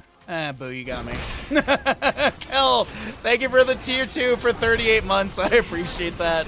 Nice jump scare. Top lane wave is going to be pushed up onto the gate. Crankle trying to dissuade that. Looks like there's a phase shift from Brightwing into the bottom lane as Hogger is working on camp over here. That was threatened by Medivh, but with the phase shift into bottom, it looks like that will be given up. Granted, of course, then top lane siege is not going to be as strong. Oh, that's a good drag into Medivh! Lurker Strain to bop him back. Portal turns him into a crab. And just after being a crab, Medivh is able to still click on the portal and get out. So close to getting a kill. There's nothing more refreshing than seeing Medivh lose his stacks. Nothing against Sesmos as a player. Just everything against Medivh as a character.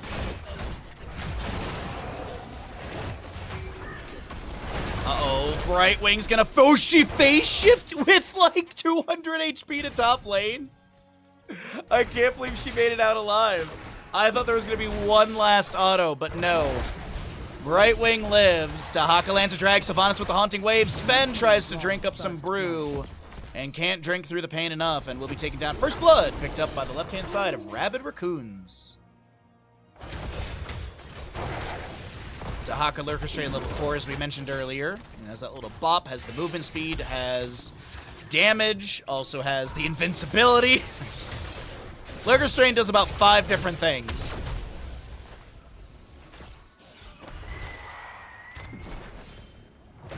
Let's see. Brightwing Magic Spit, so maybe Critical Mist level 7. Tyrael has the Reciprocate. I think, I don't know what Hopaka will take at 7. I'm assuming it's going to be Burning Halo. I see a lot of Tyraels taking that. Could see Stalwart Angel as well. Or even Swift Retribution. I'm a big fan of Swift Retribution. Movement speed buff is awesome. I mean, it's 145% movement speed. And then you also have an attack speed buff on top of that, which Sylvanas is your main attacker here, but still, I mean, faster attacks mean faster kills. The drag lands onto the Greymane. Dino goes down. Tyrael Eldrin's might thrown in. Basilio tries to back away. The force of will from Medivh denies the fatal hits. And it is that Swift Retribution. 20% movement speed. Baseline is 25%. So you're increasing it to 100. Wait, right? Do I have that right? I gotta double check myself. Yeah. Oh, wait, no. Smite, yeah. 25 increased movement speed, so it goes to 145, and then you get the extra attack speed of 25% as well. Yeah. All right. Sylvanas does have possession as well. That's the voice line you were hearing. Polymorphon to Crankle on the top. Rhaegar is looking to step up with the autos into tank. Phase shift from Brightwing down over by Greymane. No, actually, it was onto the Tyrael in mid lane. I saw Disciple on this camp, and I assume that's where Brightwing was phase shifting. She gets a polymorph onto Dino. Soothing Mist activated right afterwards. This is that Critical Mist. Level 7 for some healing as well. Synergistic with the Magic Spit. Disciple getting chunked. Needs to bounce around. Cancels it. Taken down. And that is Dragonite picked up by the side of RabidRaccoons, but will they lose more for just this camp? They do get the camp. And can they take down Sven Opaka low, but not picked off as another mist activated by Brightwing. Dragonite heads to top lane as the fort is exposed. Gate completely taken down. 10 talents here, almost here. We cycle through those numbers. Savage charge onto Dino just to push back the Greymane. Take a look at Sylvanas. I heard the Haunting Wave, and I think she's trying to get into bottom lane to help out Scorch. A phase shift from Brightwing, no interrupt. She actually just phase shifts right onto the Sylvanas who's here. Checking onto the Dragonite top lane. Getting chunked by Greymane Rhaegar, and Dahaka backs away safely. But Heroics are here on the left side with Shockwave, Blink Heal, Judgment, Mind Control, and an Isolation.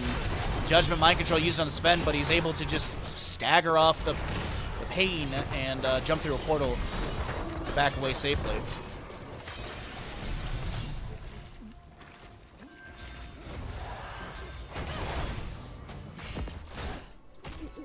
Alrighty, so 10 on the right side will be picked up soon as well. I'm assuming it. Wandering Keg, Leyline Seal, Ancestral, Curse Bullet. It's not a Falling Sword game. No, it's Blessed Shield, yeah. It's extremely rare when I see Falling Sword. It's not bad. It's just Blessed Shield with Radiating Faith or just the stronger talents. Curse Bullet chunks onto Scorch, able to blink over to Tyrael. Isolation lands onto that Johanna's. Raven Familiar gets activated with all those jumps through the portal, but Dahaka has that enhanced agility. Nearly mount speed after tapping a bush for 4 seconds. As it was nerfed from 5 to 4 a patch or two ago. That top 4 did go down. Chen kegs his way to top lane. And right now the macro coming out from RabidRaccoons is really good. They're just... Yes, you see Sylvanas pressuring bottom. Chen has to respond to top. Precious Ingredients is done for him. The Blessed Shield from Johanna into a Judgment from Tyrael. The Mind Control misses. Dahaka drags Greymane in. Leyline Seal interrupts any more engagement potential as Brightwing will phase shift over to Hogger in the bottom lane. He'll get a bounce in. Staggering blow to maybe push up onto the fort. They inspire the minions here. The portal set up by Medivh. They pour it Polymorph immediately. The Shockwave is good. Medivh is done with his baseline stackage, but they still take down that damn bird. Johanna gonna be the... She gets sub-done! She's definitely sub-dead. Dragon Knight, but will it be you? Very common occurrence if you get sub-done or finish subdue level 4, as we call it sub-done. You typically die afterwards, and that's very much the case. Yesterday we actually did have someone finish subdue and then just walk away, and it was... it was kind of wild. Disciple gets the Dragonite, 13 talent here, about to be picked up, possibly through this one structure to be taken down, or one tower to be taken down. Kick on to Greymane once again, the Savage Charge pushing back his sustained damage and rapid decay of that health bar of the Dragonite. Sylvanas will use Black Arrow to try and assist in the siege, but has to back away safely. There's a portal from Medivh. Mind Control into a drag. Or no, that was just Mind Control. Dahaka's in the top lane. But a Savage Charge pushes Johanna. There's the drag, but it does miss on the Crankle. Judgment from Tyrael to try and close the distance just after Iron Skin expires, but the Leyline Seal interrupts any follow-up potential hits. Mid-fort will be sustained. Dragonite with 1% HP. It'll be taken down by a minion or something. At least a Flame Belch onto the wave to clear that a little bit faster. It does look like there's a commitment to try and take down mid lane fort. Druin's Might thrown in. Dahaka fished for a drag. I swear he had the Greymane, but I guess it missed. Blessed Shield from Johanna does bounce. I'm not 100% sure if that actually hit. I think I heard it hit Tyrael. It just seemed like it was just shy. Oh no, Sylvanas is dead. She lands the Mind Control, but cornered and run down as Disciple tries to back away. The Staggering Blow misses Shen. Hog Wild up against the wall. Lands right with the allies. Portal though set up by Medivh. The Shockwave comes through. And Hogger gets taken down. Tyrael tried to help with a Holy Ground. Curse Bullet lands onto Ubi. Chen drinks up a bit of brew. And it's Dahaka who... Did he tap well? Yeah, he's got mono over time, so... Brightwing soaks up a bit of bottom lane. 5-3 in kills, favoring the members of RabidRaccoons, but experience gap is starting to close. Chen just taking out the sidewall, so that way Holy Ground level 13 from Tyrael is not going to find as much block value. Thank you for the 5-day streak, Kel. Congratulations. Mind Control catches the Greymane. He's trying to back away. The Wandering Kick from Chen pushing tank Sylvanas to the side. And Leyline Seal steals the camp. Judgment from Tyrael onto Greymane. The Curse Bullet will land on the Opaka, I believe. Tank Sylvanas trying to back away, using those tower shots onto Sven, who flying kicks over the wall. Stagger active for 50% of the health. But he'll drink up some brew, he'll get a Force of Will. And that'll be camp stolen and cleared.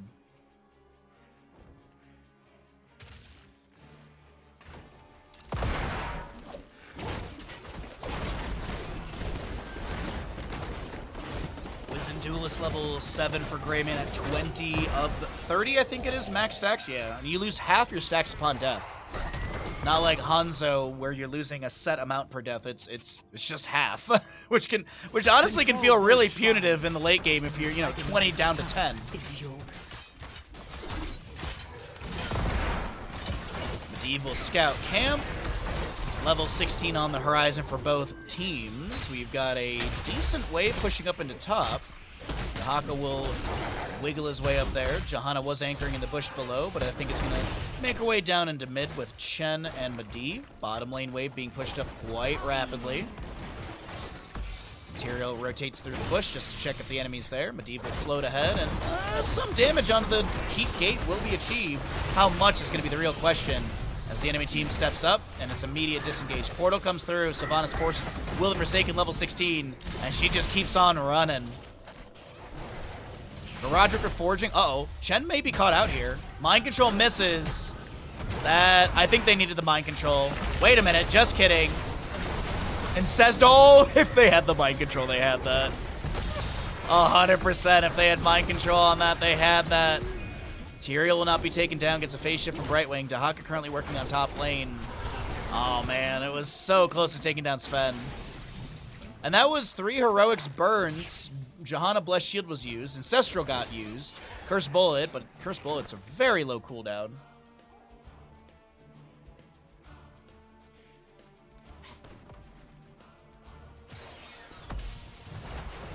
Just above the Leyline Seal, Wandering Keg. Ooh, Hogger spins. Tyrael trying to back away. That Holy Ground might have blocked a little bit, but they had a portal to jump through and jump over the Holy Ground. Now, Hogger's trying to find a way to disengage because he's a little bit low, and yeah.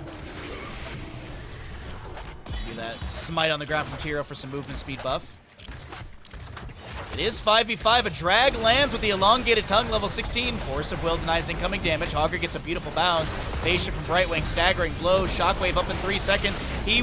Scorch is so low as well. The shield glare and such take down the Hogger. And it's Rip who are gonna find advantage in the team fight. They might steal this camp just above. Minion wave available. Inspired minions push through the gate. Leyline Seal captures 2. And Hopaka will be the target of definite deadly damage. Wow. Rip just immediately, like, at level 16, there was pressure. Now there's a lot of pressure. Haunting Wave from Sylvanas. The Inspired Minion Wave may take down the fort in mid, and yes, indeed, she gets it. Dahaka pushes things up in top. Uh-oh, though, Brightwing, I don't know if she's going to be able to make it out alive. She blinks back. Does she blink to Sylvanas? She's able to, but can she get away from Greymane? He's got movement speed buff. The Gilnean Cocktail doesn't get the hit. There's going to be... Oh, the phase shift won't come through in time. I feel like if Brightwing keeps going, she gets out alive there. Dahaka going to burrow, but he's got a Wandering Keg hitting him into a corner.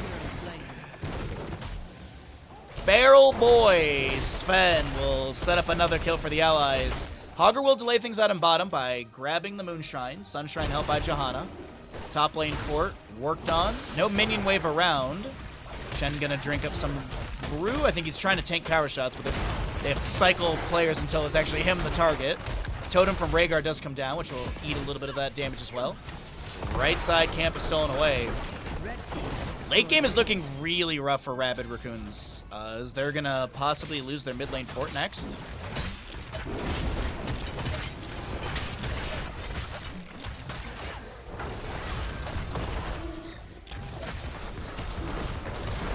Mind Control finds the Chen. Haunting Wave to back off by the keep gate. Mid fort, as I mentioned, is worked on right now, and Gilnean Cocktail with Minion Wave will confirm that. We're keeps to keeps. 19.5 to just about 19.5. Staggering blow. Is there a shockwave to follow it up onto... Chen pops keg.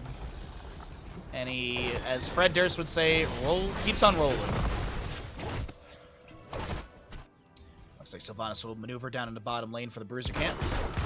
Top lane, Bruiser Camp was just kind of left to the fort defenses, or the keep gate defenses. Looks like nothing was actually damaged there. Minion Wave tanked a lot. 20 talents here, so very close. Sylvanas is going to leash the camp. And Hogger starts it back up again. Diva's going to scout this. Leyline Seal up and available. Isolation, Contagion, Dark Lady's Call. Tyrael picks up his Defensive Angels. Activate to gain 50 armor for 3 seconds. Each time Tyrael damages an enemy hero with basic attack or basic ability, increase the duration of his armor bonus by 0.5 seconds. 60-second cooldown. Hogger with the Anger Management, level 20. Invisible Friends for the Brightwing. Radiating Faith. Purifying Brew. Farseer's Blessing. Medivh cheats, and Greymane is going to go into Alpha Killer, I do believe. Ancestral connects onto Chen. Drinks up a bit of brew. Leyline Seal onto 3 enemies. Scorches the target of incoming damage, but it is Sylvanas the one to be taken down afterwards. Tyrael falls as well. Gonna try and get some death timer reduction from 61 to 48, but that is Hogger to be picked off as well.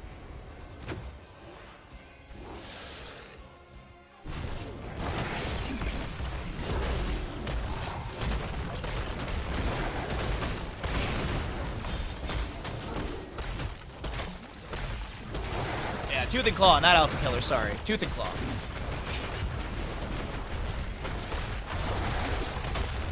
Well, ladies and gentlemen,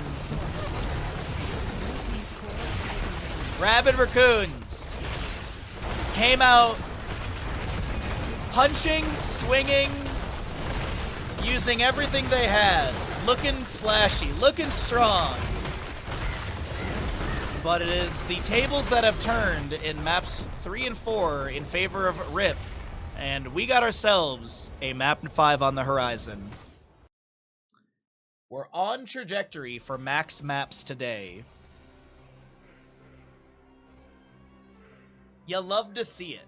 You love to start out your first best of 5 and it goes all 5 maps.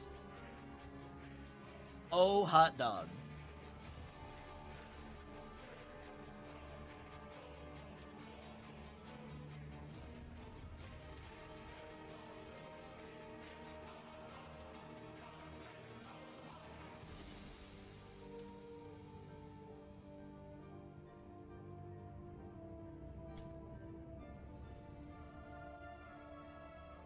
Alright, you know the deal. We're going to run some ads. Subscribe to the stream if you can, if you enjoy yourself or you'd like to support our lovely channel. Sauerkraut, corned beef on rye. Yes, Kel, yes. Had something or other on a layover. Oh, okay, I see what you mean. Anyways, let's get into it, everyone. Map number 5 in our first best of 5 of the day here in the upper bracket semifinal. Winner of this goes to the upper bracket final later today. Loser drops down to the lower bracket, and we'll see them next weekend fight through that lower bracket on Tournament Life for a spot in the grand finals. But let's go ahead and see here. RabidRaccoons versus RIP. Alterac Pass, map number 5. Sorry. Too much tea too quickly. Junkrat will be banned.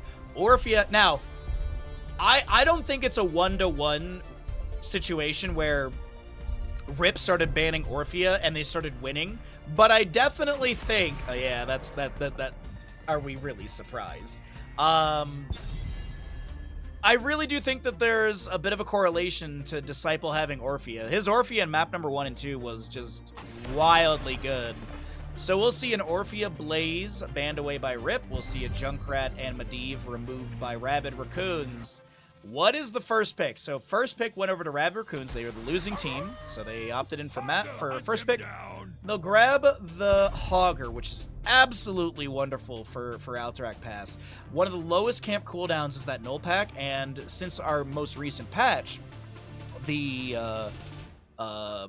camp spawn at 30 seconds, and when we had the Vala Zagara bug fixes, there was a W bug for Vala, there was a Hydraless Transfusion bug for Zagara. The camps on this map were fixed. They were spawning at 60 like you normally do, but then that was updated per the entire change to the game. Sylvanas, Rhaegar on the right side. Okay, so simple Rhaegar start. Sylvanas. I mean, Dino had a really good Sylvanas in map number 4, so... Or map number 3. What do they want with the Hogger, though? I'm thinking it's going to be Ubi Hogger again, and then they put... Ready for action. That's just a solid start. Hogger, Brightwing, Muradin. You get a global, you have really good camp clear, you got a little bit mobility with Hogger, as well as that Muradin Dwarf Toss. Ban phase-wise, maybe a Hanzo ban? Hanzo is kind of annoying on this map as he can poke out the objective phasing. Li Ming is not too bad either. We do see Li Ming pop up here and there to poke around the objectives. Sergeant Hammer gets seen quite a bit on this map as well. Yo, what's up, Alien? How you doing today, bud? Happy Sunday, everyone. Zeratul continues to get target banned in the latter half of the draft phase. But probably a tank ban? Maybe ETC? Krankle does have a really good ETC. Or do they want to get rid of Johanna? Because Johanna's been a nuisance as well.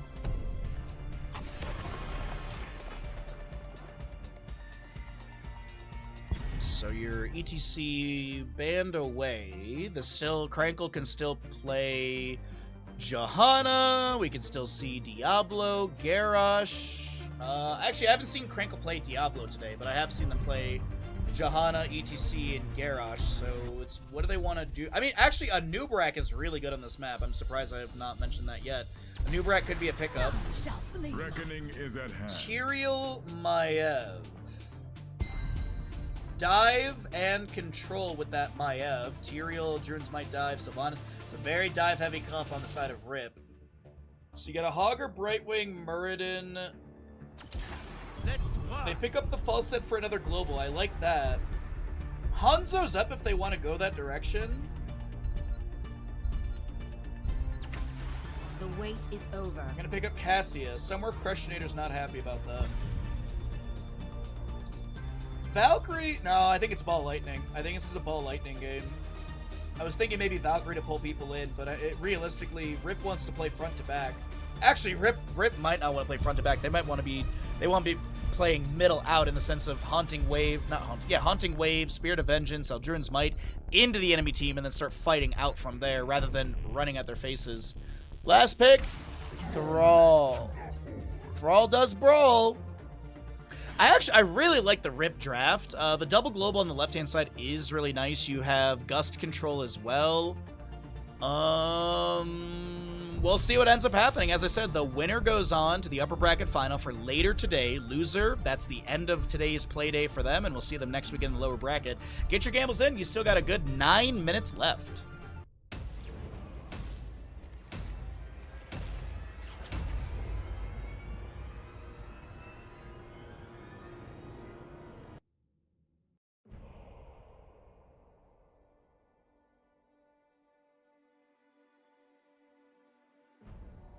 Yo, Ruby! Happy Sunday.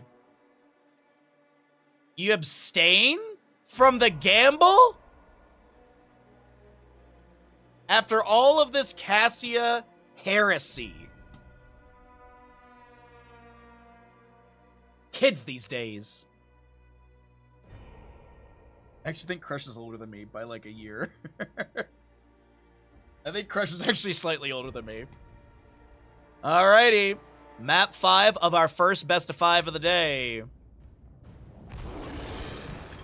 Thank you, Zig. Right side is going to be Rip. We've got Krankle with his broom in hand, dustpan in the other.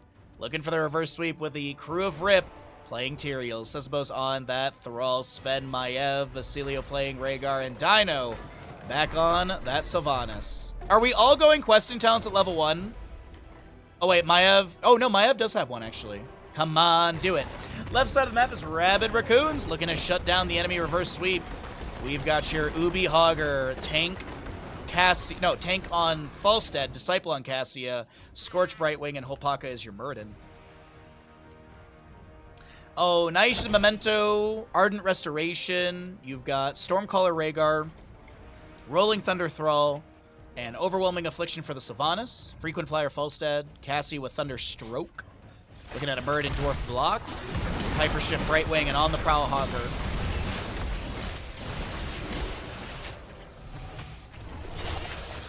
Sylvanas team is going to win, but then Ruby, why did you root for RabidRaccoons? Stormbolt almost reads Dino Haunting Wave location, but the animation was still going as the Stormbolt does not connect. Nice polymorph into Tyrael, putting some pressure into the enemy. Cassia trying to back away from the Thrall. A little blind goes out.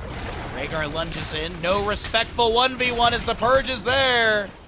And First Blood will be picked up by the members of RIP. Null packs are grabbed from both sides, a little bit faster on the right, as you see that pushed up slightly further. Muradin heads to top lane to catch the incoming soak from Thrall, or I guess incoming pressure from Thrall. Ubi in mid is going to get pulled back by a number of behind. The Fan of Knives will be coming out. Rhaegar lunges in. The face shift for Brightwing will come through in time. And Hogger falls. An early double kill to the side of RIP, who want to go into that upper bracket final. Cassia fends into the wave. Brightwing phase shifts in as well.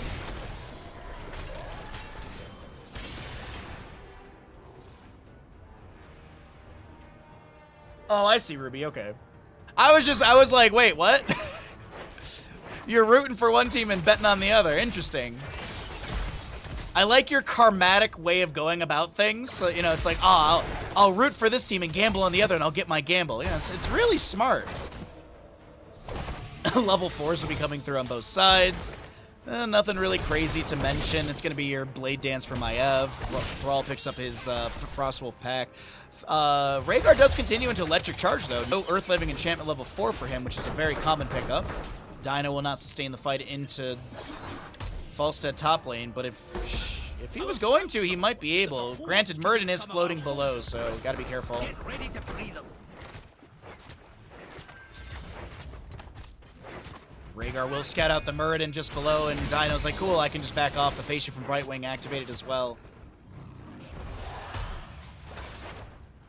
No packs once again, clashing and crashing in mid, and once again as well, slightly faster for RIP as it gets into lane a little bit further forward. All right, lads and lasses. First objective is available, 30 seconds of channel time, 2 jailers to defend. Cassia fending into one of these Reaver or no pack minions. Thrall Hogger in bottom lane. Hogger gotta be careful. Thrall, as I keep saying, Thrall does brawl, and he's got that level 1 Rolling Thunder, which is going to return some HP to him. Ancestral Wrath, I assume, is going to be the level 7, which is more of that 1v1 value for Thrall. And he does pick up 2 stacks so far in the Frostwolf pack. Needs to land 6 Feral Spirits onto enemy heroes. If you miss one, you reset back to 0. Festering Wounds for the Sylvanas, which I believe is very synergistic with that level 1 Overwhelming Affliction. We'll take a look at that in a second. His Disciple's getting run down by Sven. Gonna try and trade, but Sispos has a Chain Lightning at the A from the bottom lane to take them down. But yeah, it is the Overwhelming Affliction. Enemy heroes with 3 stacks of Banshee Curse are slowed by 15%. Sylvanas base attacks against slowed enemy heroes deal 1% of their maximum health as damage, and Festering Wounds automatically applies 3 stacks of Banshee Curse to the target, also increasing the damage by 15%. Whole pocket getting the counter channel Hogger with the camp on the left-hand side. This is one of the reasons I was talking about Hogger in the draft, of how easily he can grab these null packs. But Maiev with Naish Memento and the assistance of Rhaegar is making this quite quick as well. 30 stacks on that Stormcaller. You get a Blood and Thunder level 7 for Rhaegar, which is going to be Ghost Wolf attacks, reduce basic ability cooldowns by 1.5 seconds, and restore 4% of Rhaegar's maximum mana. Yeah, mana. But our 10 talent here is almost on the horizon. There's that Ancestral Wrath I was talking about for Thrall. Let's see what our other stats look like as we continue to wait for our first objective. Sylvanas taken down by Falstad in the top lane as Tank gets the spray, but here comes Spirit of Vengeance. 7 HP. He's dead. He's dead. Well, Falstad tried to back away and top. Meanwhile, though, Brightwing does get the channel over here. She won't sustain that, and it will be interrupted by... Oh, wait, no. The Cassie interrupts. Is there another interrupt? Brightwing gets it. Pings onto Scorch. I'm not sure if who's that's from. Phase shift on to Disciple. Objective will be stalled out at 6-something. Oh, wow. Those jailers take forever to channel. 4.4 seconds remain as Falstead is heading to top lane. Thrall lands the root onto Murden. Thunderclap on the ground. Sundering from Thrall, but Brightwing applies some pixie dust to the main tank. Judgment Tyrael, Containment Disc, Ancestral Healing, Sundering, and Sylvanas is what? Wailing Arrow or Mind Control? Augur is setting up for that camp. They're going to give the objective to the enemy. The horde's taken out camp. Get ready to stop their raiders. Gus, Shockwave. It is Valkyrie, actually. Oh, my apologies. Brightwing gets taken down. Brightwing goes Blink Heal. Valkyrie goes Fishing. Gus from Falstead to push people up against the wall. And now Disciple needing to back weight as Mind Control level 10 for Sylvanas as she attempts to go fishing for a pull. Dwarf Toss in. Slow coming through onto that. Maiev. Shockwave misses as well. Falstead barrel rolls in, but he decides better of it afterwards. Rhaegar might get the kill, and they do. Punishing that barrel roll, but a Stormbolt. Thunderclap, is there an auto attack or two to take down this Rhaegar? He's got like no mana available. He's gonna get the Wolf Run and he's out of there. I can't believe it. Vault of the Wardens from Maiev. She gets the Containment Disc onto Cassia. And meanwhile, Thrall with the objective is still pushing onto top fort.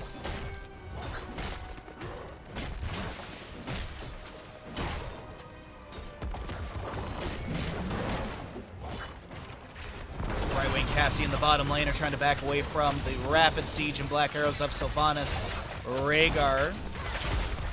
Cassie getting some decent wave clear. Top fort was lost. You heard that destruction in the background. Mind Control finds Brightwing. Valkyrie is the answer back into Sylvanas with a cleanse from Rhaegar. Aldrune's might thrown in. Murden still chasing in. Stormbolt misses. Falstead flies right on in. Barrel roll in. Gus misses the judgment from Tyrael. Hammering out from Falstead. A Containment Disc finds Cassia as well. Augur slowly moving his way in. Phasing from Brightwing helps out the Falstead. They're going to try and trade, but Cassia goes down. Falstead barrel rolls to, I believe, is inevitable death to the Thrall. And damage over time will confirm that kill. Back over on the bottom left. It looks like we have a DC from a player. But they are dead for the next 18, so I don't think we'll get a pause unless they respawn and have not reconnected.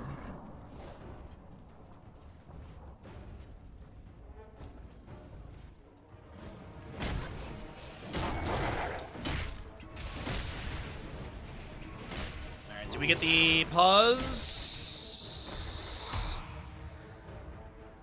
Ooh, that's unfortunate. That's unfortunate. Okay, it took a little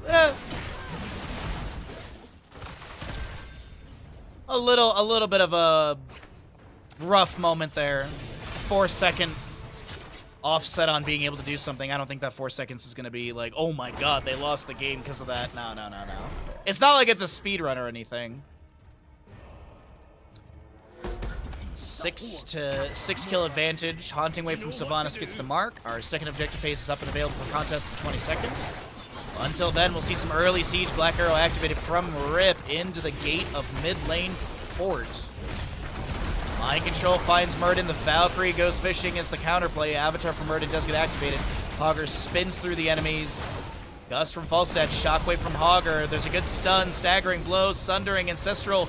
Wrong target, but it's all good as Sven will still be able to back away. Cassia throws in a Lightning Fury. 39-40 stacks on her Lightning Stroke. Judgment on to Falstead. We do have the Soothing Miss afterwards. Brightwing blinks to safety on the left. And now Falstead, can he back away? A haphazard fight all over the place right now as Augur has left the engagement. Falstead goes to back away. The Blink Heal from Brightwing saves for the moment, but Disciple will be taken down. War Traveler activated, but not enough to allow her to get away. Mind Control misses again. Augur, does he have the staggering blow needed to create the space for Hopaka? Containment just nearly catches Murden, but it won't. 18 seconds on the Cassia death timer as No Pack over here is up and available. Augur already working on his, and Falstead will soak up bottom lane, but a massive experience gap is formed between these two teams. About 6,000 experience.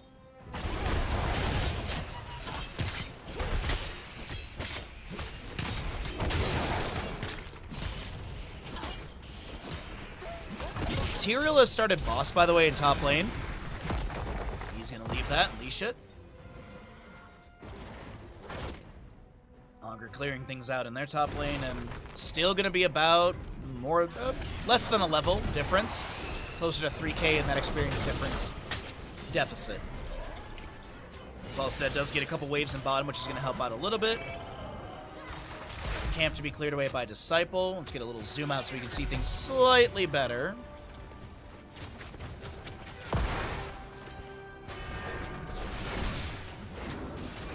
Falstad is... I was going to say there's a flank from Thrall, but no. I think he rotated out to make it look like they were on boss, but I mean, Sylvanas is showing in top. Maiev, Rhaegar were showing as well. I don't think they can sell the idea that the enemy... Oh, wait, hold on. Falstad has to use Gust in bottom lane. Tyrael did come down. And Judgment, Sundering were used very recently. Top boss has started. Cassie is going to go check. Valkyrie's available. No Gust for 46. Muradin's here. Falstad flying up. Mind Control finds the Muradin. Hammering comes through from Falstad. The Valkyrie cleansed mid-pole. Containment dismisses. Opaka is able to back away with Trait kicking in.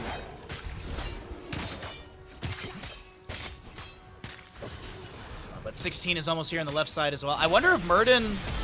He probably goes into Dwarf Launch with his level 1, level 7. I was thinking maybe he picks up Stone Form for more HP, but no, I really think it's just going to be... I think it will be that that Dwarf Launch for, you know, synergistic with the heavy impact. You get cooldown reduction. Or maybe he's thinking about it. Falstad will pick up Afterburner. We have that Criterize. Also going to be seeing the Power Strike for Cassia. And Headbanger on the Hogger. Thrall moving up from bottom lane. Ubi trying to get the channel. Interrupted by a Spirit of Vengeance. Crankle flank. Haunting Wave interrupts. Mind Control finds Muradin as well. Will he activate Avatar? He does get it. Sundering pushes him aside. The Gust from Falstad saves the Judgment from Tyrael. The Shockwave into the backline. Still Scourge trying to blink away. The Valkyrie from Cassie goes fishing. Pulls Sven up against the wall. The staggering blow follows that up. And Tyrael's able to jump back with an Aldruin's Might as Falstad goes down.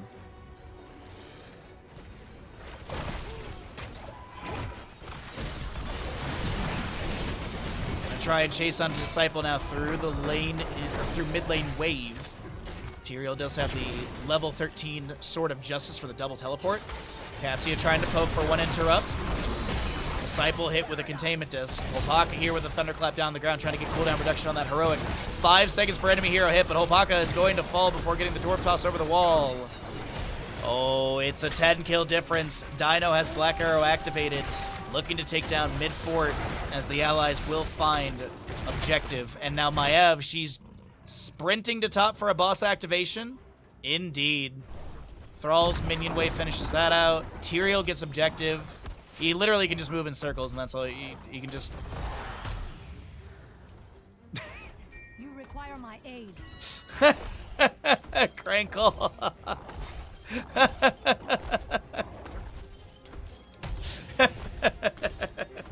Bosses will be traded, though, as the bottom boss is going to be grabbed by Falstad Brightwing. At least I think they're going to grab it. Brace yourselves. The whole raiders will be here.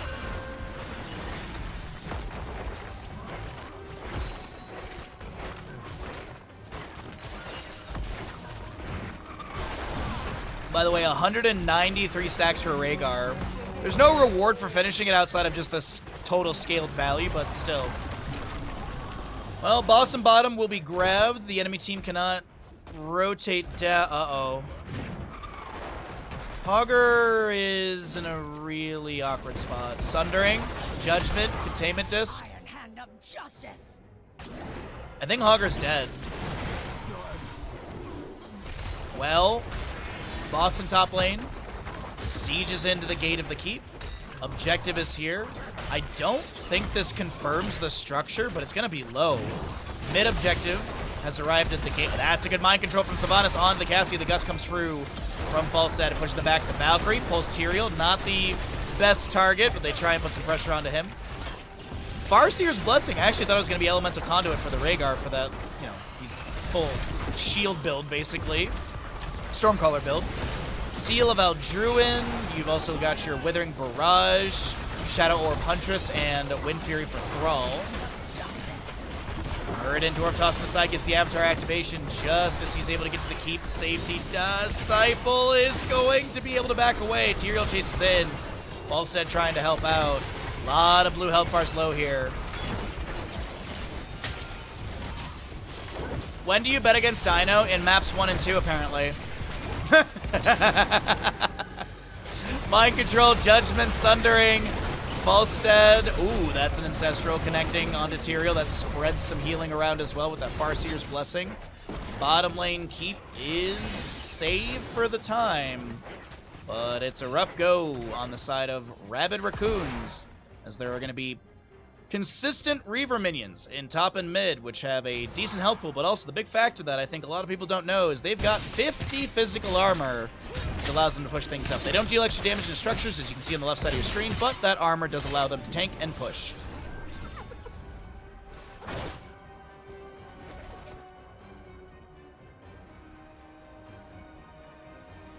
$23 globes for Tyrael. No finished level 4 for Thrall. 37 stacks for Falstead, 82 on the Cassia. As Muradin Dwarf tosses away, they have zero desire to have an engagement down 20 talent, and they would like to not have to use any of their heroics.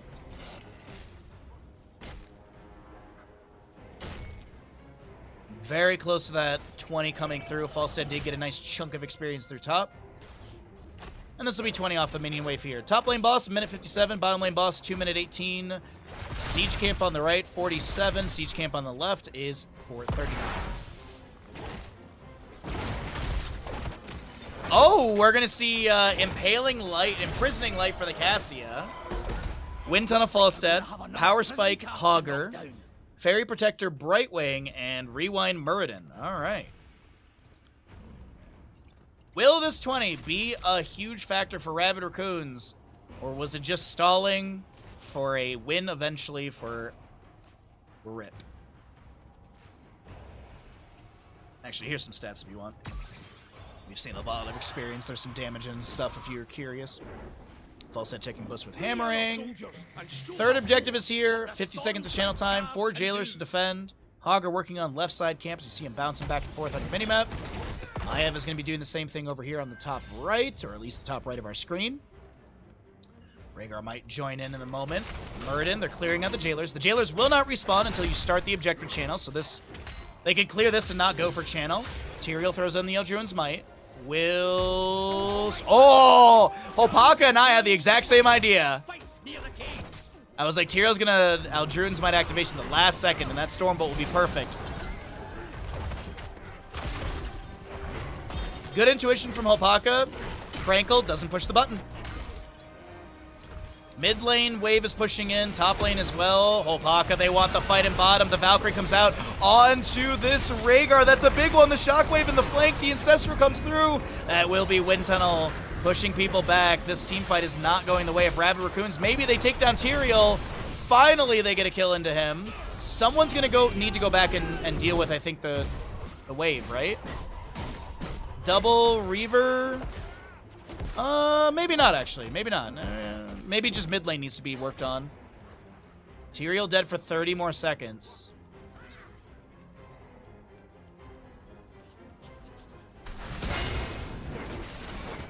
And Vandar will finish out this wave. He'll go reset to full. 15 seconds on that Tyrael. Containment dismisses. 35-second cooldown. Avatar and Blink Healer available. Valkyrie in 12. Gust up in 10. 10 on your Hogger. And it's looking like 20 seconds of channel time could come through. Falstead still pushing out mid. Haunting Wave thrown in. Muradin with a double Stormbolt. Rewind. Shockwave. Valkyrie comes out. The double kill into Thrall Sylvanas. Wind Tunnel up against the wall. And that'll be Rhaegar going down as well. Huge play coming out from RabidRaccoons as they take down bottom fort. Cassie already working on the wave. Tyrael gonna try and slow things down. Maiev is currently pushing up mid. I think she's either going to... She's just clearing out objective, okay. Muradin's gonna tank tower shots. This is doable, but it's going to be so hard to do. They can do this, but 40% of the incoming damage is mitigated. They've got 10 seconds to do this. No wind tunnel for Falstad for 3. Yeah, they're going to back. I think backing away is the safer call. Shockwave, Valkyrie, hold on. Maev is going to get taken down. But Sylvanas and Thrall are back. Sundering comes through the wind tunnel to push people back. The Judgment from Material onto Brightwing. I do believe there's a Stormbolt onto Tyrael, the Polymorph to follow that up as well. He jumps back into the enemy team. Mind Control finds max health Cassia. Disciple goes down. And now Falstad is like, okay, Muradin, we got to get out of here. Scorch is going to try and back away. The Stormbolt throw him back as well. Falstad is not going to be able to fly. Might have been a blunder. It might have been a blunder to go for that. Oh, I think that's GG. I don't think it's going to take them 40 seconds to cross the map and take down Vandar. Oh, man. I feel like they should have got... I mean, High Knee Sight's 2020, right? I get what they were trying to do. It's just I was sitting here like, I don't know, man. I feel like you should have just gone for, like, mid-direction and then back off, and it would have been a longer game. They're not ending? They're going to boss to try and end? Okay. They're going to boss to try and end, which will give one more attempt for RabidRaccoons to defend. Muradin, I don't know where you're going, Holpaka Buds. You are so insanely deep from your team.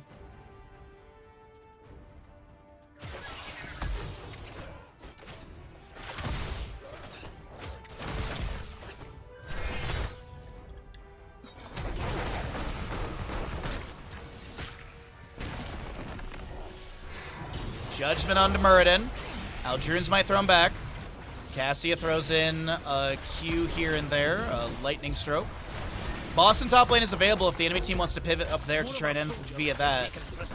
But this is still a 22-minute boss. Polymorph on to Thrall. Brightwing blinks back.